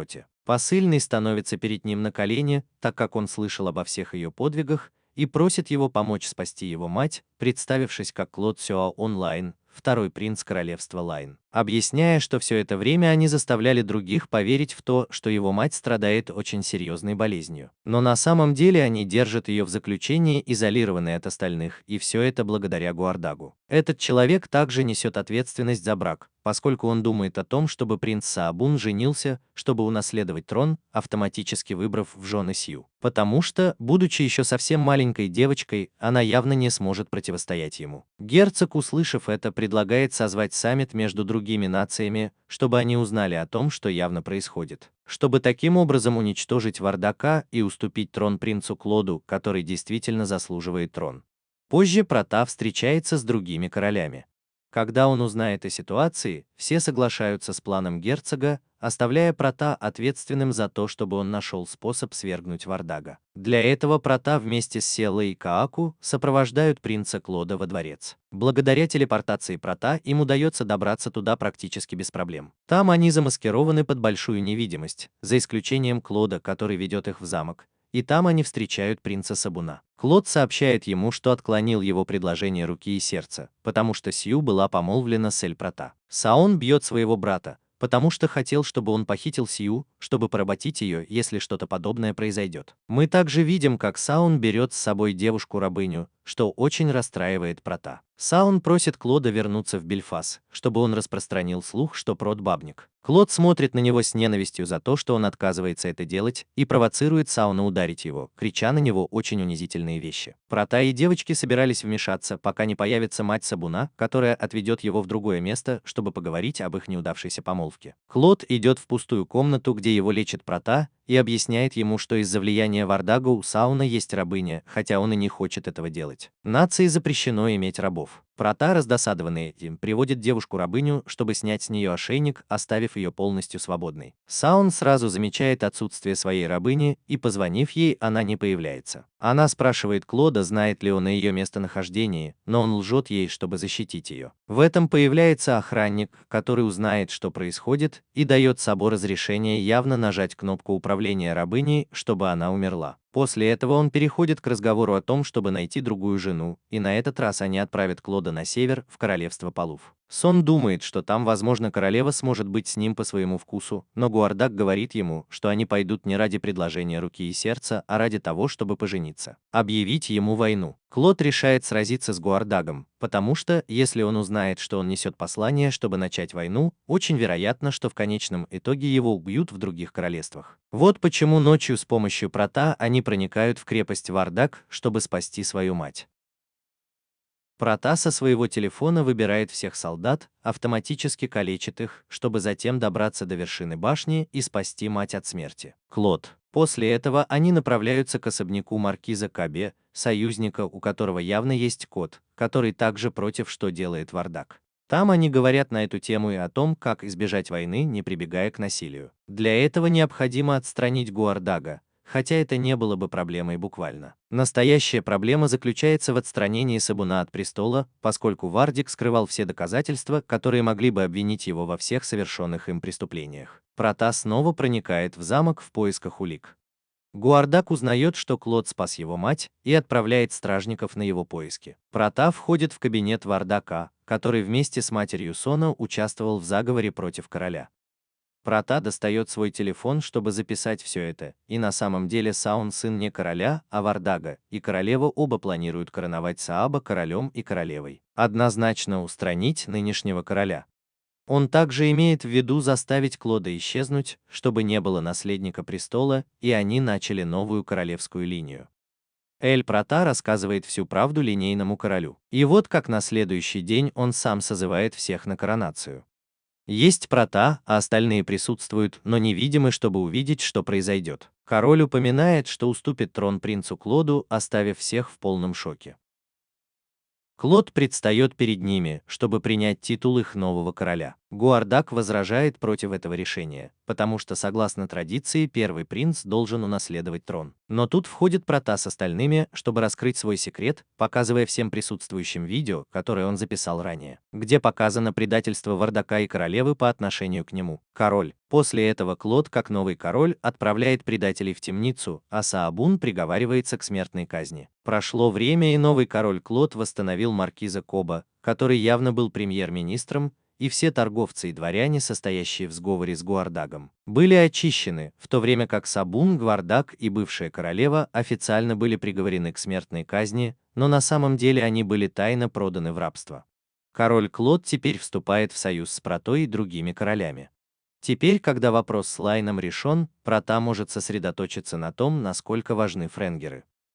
Через некоторое время Прота и девочки приглашены на свадьбу Леона и Ориги. На месте помолвленные Прота взволнованы, узнав, что у них тоже будет свадьба, похожая на эту, в то время как он думает только о том, что это будет 6 свадеб, которые ему придется сыграть, и в первую очередь о том, что ему явно придется за них заплатить. Хотя Юмина говорит ему, что сейчас 6, имея в виду, что у него скоро будет больше жен. Вернувшись со свадьбы, девушки обсуждают с Эль Прата этот опыт и решают укрепить близость с Эль Прата, назначая свидание, как это сделала бы любая пара. Поскольку в последнее время Эль Прата становится все более замкнутым, он проводит ее занятым и не уделяет особого внимания девушкам. С учетом сказанного, девушки устраивают свидание, но прежде они соревнуются с камнем, бумагой или ножницами, чтобы увидеть, кто первым выберет этот день. Хотя они не говорят нам, кто победил, все направляются на прогулку в центр города Рефриза. Линдси и Люси обнимают Прота, в то время как остальные ждут своей очереди. Это было то, на что они сделали ставку в игре «Ножницы и бумага». Затем они посещают несколько мест, где по очереди стоят рядом с Протой. Вот так они проводят время, пока одни находятся рядом с Протой, а другие ревниво ждут своей очереди. В определенный момент свидания группа бандитов пытается поднять Проту, угрожая остаться с девушками, но они сами отбиваются от бандитов. В конце дня все с радостью возвращаются в замок, но на самом деле у входа их ждет Сью,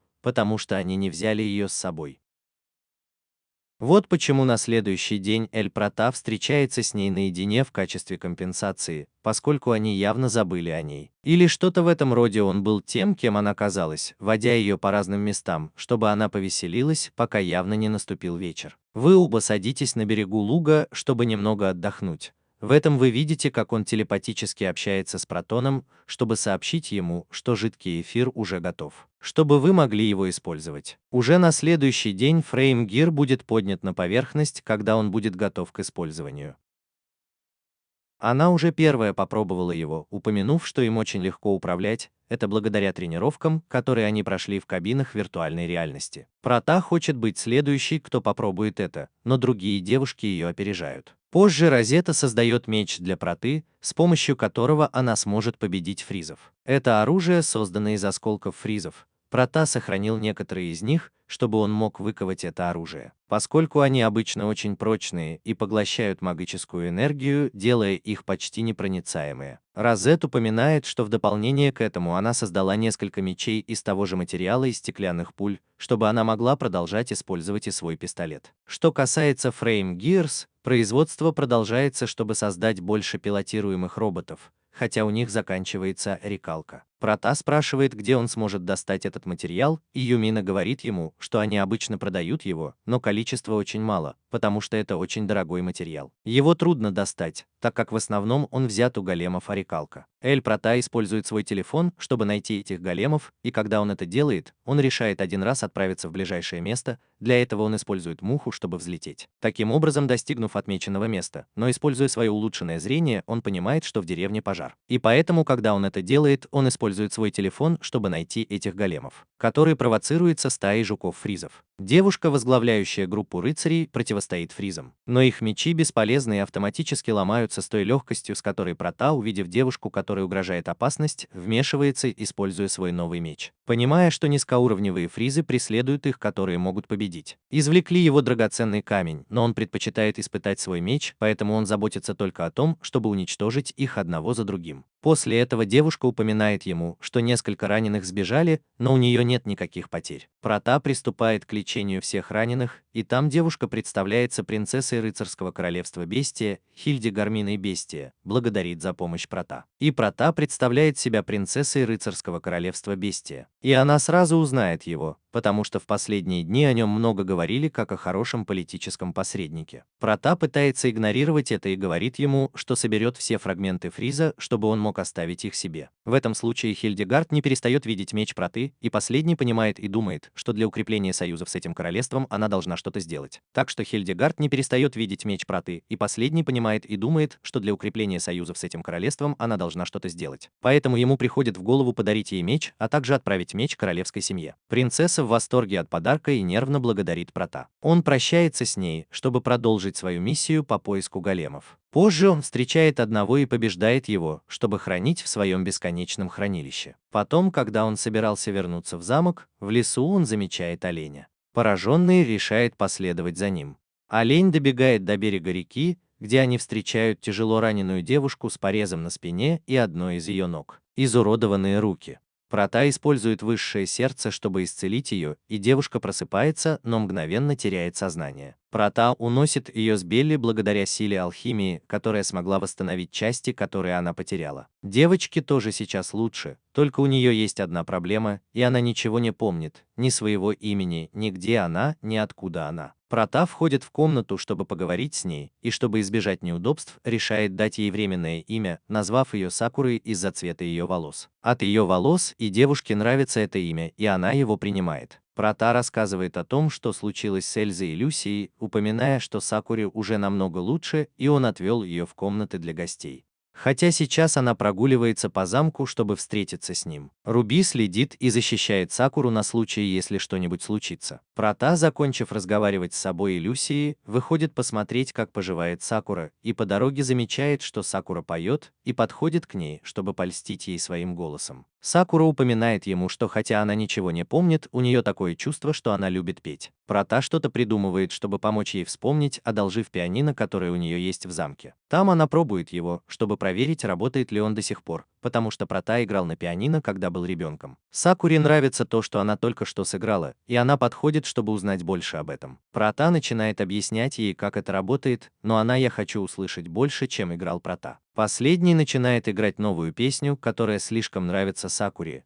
заставляя ее мелодию напоминать ей песню, которую она пела раньше. Тогда она начинает декламировать текст, будучи отличным дуэтом. Остальные девушки, услышав мелодию, поздравляют Сакуру и Эль Прата, а затем продолжают исполнять новые песни. На следующий день Прим, администратор гильдии Искателей Приключений, навещает Эль Прата, чтобы рассказать ему о монстре, который стал причиной слишком большого количества смертей в горах ополченцев. Рассматриваемый монстр – это Эль Катаблепос, разновидность гигантского буйвола, который, просто увидев его, может окаменеть. Его соперники. Он также извергает яд изо рта так сильно, что способен увядать цветы. Прим упоминает, что около 13 Искателей Приключений окаменели. Вот почему он приходит, чтобы попросить его об одолжении разобраться с этим монстром. Поскольку кроме него нет никого, кто мог бы это сделать. Я могу с этим справиться. Есть только кто-то еще, но это король Лестии, который также был высокопоставленным авантюристом. Прата решает принять миссию, увидев награду. Она рассказывает ему о других девушках и немного злится на него за то, что он согласился только после того, как увидел награду, которую они собирались ей дать. Эль Прата признает, что это было сделано ради награды,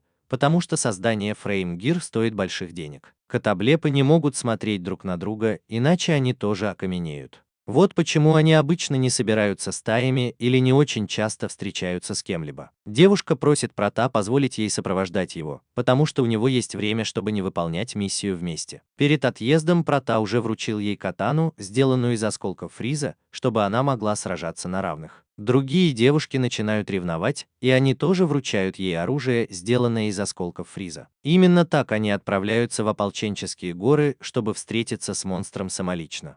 Прота предпочитает лечить искателей приключений, а затем, чтобы они явно не вмешивались в бой.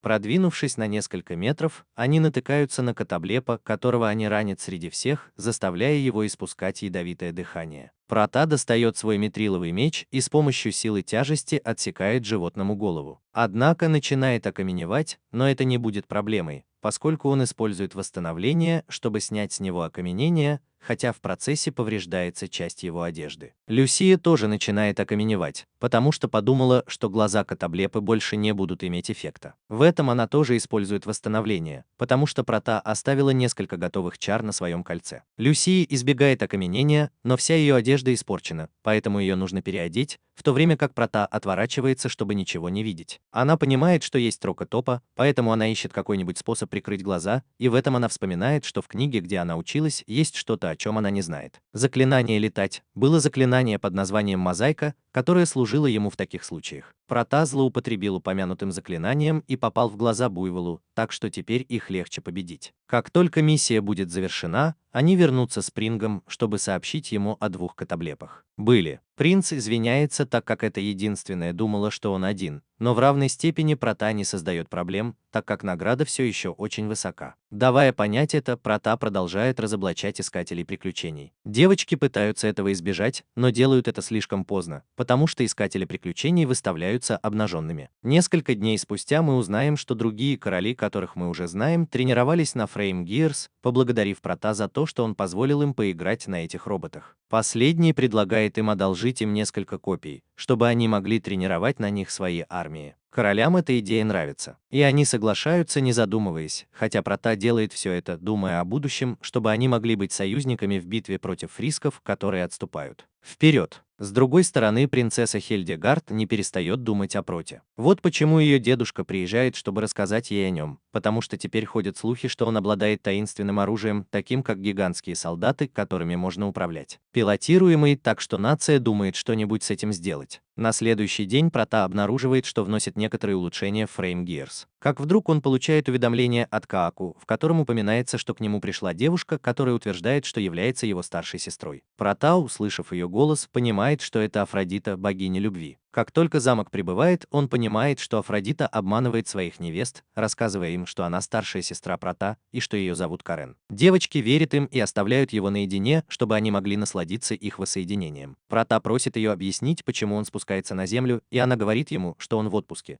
потому что видеть его каждый день наполняло его энергией, но его плечи онемели. Поэтому он не может дождаться, когда они снова встретятся. Она решила присоединиться к нему, чтобы еще больше погрузиться в любовь. Проте сообщили, что его посещает царство зверей. Когда он выходит, он понимает, что это принцесса Хильдегард, которая отвлеклась, наблюдая за тренировкой рыцарей, хотя на самом деле она идет в сопровождении, так как именно ее дедушка хочет поговорить с Протой. Старик предстает перед Протой, но при этом касается кончика карандаша. Хильдегард просит прощения у Прота, потому что это увлечение его деда. Прота не расстраивается и приходит к мысли, что он ненормальный, потому что карандаш шпион, и она никого не подпускает к себе близко. Старик говорит Проту, что он пришел поговорить о больших машинах, которыми он управляет. Прота решает отвезти его на демонстрацию Френ, где Моника управляет ими.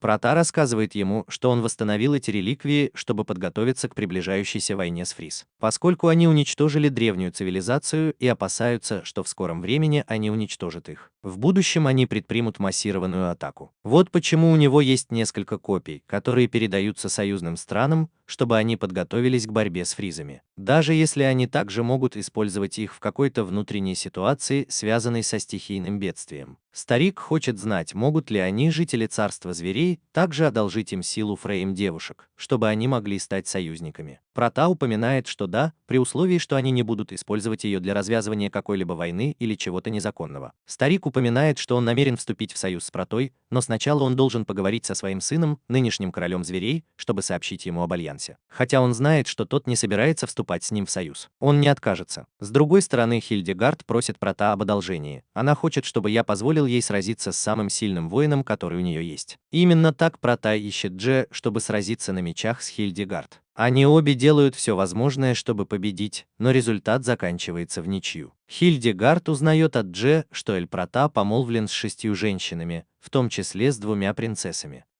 Хильдегард теряет все шансы влюбиться в Прота, но Афродита вмешивается, чтобы подтолкнуть ее, побуждая ее следовать за любовью Прота. Яе также упоминает ей, что она была в такой ситуации раньше, но позже была принята Протой и живет в мире с другими девушками. Хильдеган поощряется стать 7-й женой, которую Прота уже принимает. Прота не знает, что происходит, но поскольку у него нет права голоса в этих вопросах, его очередь соглашаться. Другие девушки узнают о новой невесте Проты и собираются, чтобы принять их в качестве одной из них. По правде говоря, это больше похоже на гарем Юмины, чем на самого Прота. Афродита заставляет Хильдегард рассказать, почему она влюбилась в Прота, и Хильдегард упоминает, что впервые она увидела его, когда спасла его во время нашествия фризов. И там она увидела, насколько это впечатляющий человек, ибо он излучал свет вокруг нее, который оставил ее в плену. Влюбиться с первого взгляда, очевидно, очень хорошо, а потом прошли дни, и она не переставала думать о нем. Поэтому, когда она услышала от своего деда, что он приезжает в гости, она хотела, чтобы он пришел в качестве охранника, чтобы увидеть Прота. Теперь, когда все девушки согласились, чтобы Хильдегар могла свободно выйти замуж, она должна встретиться лицом к лицу с бывшим королем. Ее дед, поскольку он возражал против этого обязательства, пока не узнал, что Хильдегард вышла замуж за своего отца. Будь достаточно сильным. После этого они переходят к испытанию, на котором Хильдегард должна продемонстрировать, из чего она сделана, но хотя ее дед был стариком. Он также был великим рыцарем и древним королем своей нации, заставляя Хильдегард выглядеть как новичок. Но на самом деле происходит то, что у нее нет никаких способностей. Такой большой боевой опыт. Прота, чтобы помочь ей, проецирует изображение женщины в бикини, чтобы отвлечь старика. И Хильдегард пользуется случаем, чтобы победить его одним ударом, заручившись одобрением старика, чтобы он женился на Проте. Другие девушки сходят с ума как Прота из-за того, что использовали эту голограмму, где девушка была более сладострастной, чем они. Чтобы избежать этой проблемы, Прота уходит со стариком в другую комнату, чтобы поговорить о девушке в бикини. В то время как девушка снова собирается на этот раз, чтобы принять Хильдегард, что теперь она сможет жить с ними. Этот вопрос задает вам вопрос, который раньше никто не задавал. Как узнать, кто родители Прота? Линк упоминает, что о нем почти ничего не говорят, и Афродита прибывает, чтобы спасти ситуацию, упоминая о том, что Прота несколько сложен. Но что в какой-то момент Линк узнает, кто родители Прота. В этот момент он расскажет им, откуда он родом. Чтобы отвлечь их от темы, начни рассказывать им сокровенные тайны Прота и события, которые произошли с ним, когда он был ребенком. Оаку пытается предупредить Прота, но у него явно недостаточно сил, чтобы общаться с ним, поскольку Афродита, окруженная атмосферой чистой любви, переполнена силой. Тем временем Прота встречает Сакуру, которая все это время находилась под присмотром Линка. На следующий день Руби предупреждает Проту о приближении царства зверей. Его птицы нашли руины, ведущие к другому кругу телепортации, и Прота идет в это место и использует круг, поднимаясь на новый остров Вавилон. На этот раз ты найдешь башню и стены. Там ты познакомишься с управляющим терминалом этого места и сестрой других творений профессора. Это голубоглазая девушка по имени Прелиора, которая рассказывает тебе, что и башни, и стены встретились на небесах и решили объединиться. Прота говорит ему, что ему принадлежат другие части островов, и тогда Прелиора не решает предъявлять ему никаких доказательств, и он автоматически становится его собственностью. В этом он просит ее последовать за ним, чтобы познакомить его с администратором башни. Там он встречает сонную девушку по имени Наэль, которая просит у него еды, чтобы она могла стать частью его собственности, и Прота дает ему шашлык, и этим делает ее очень счастливой. После этого Наэль целует Прота, чтобы завершить регистрацию. Как и Прелиора тоже. Теперь башни и стены переходят в собственность Прота.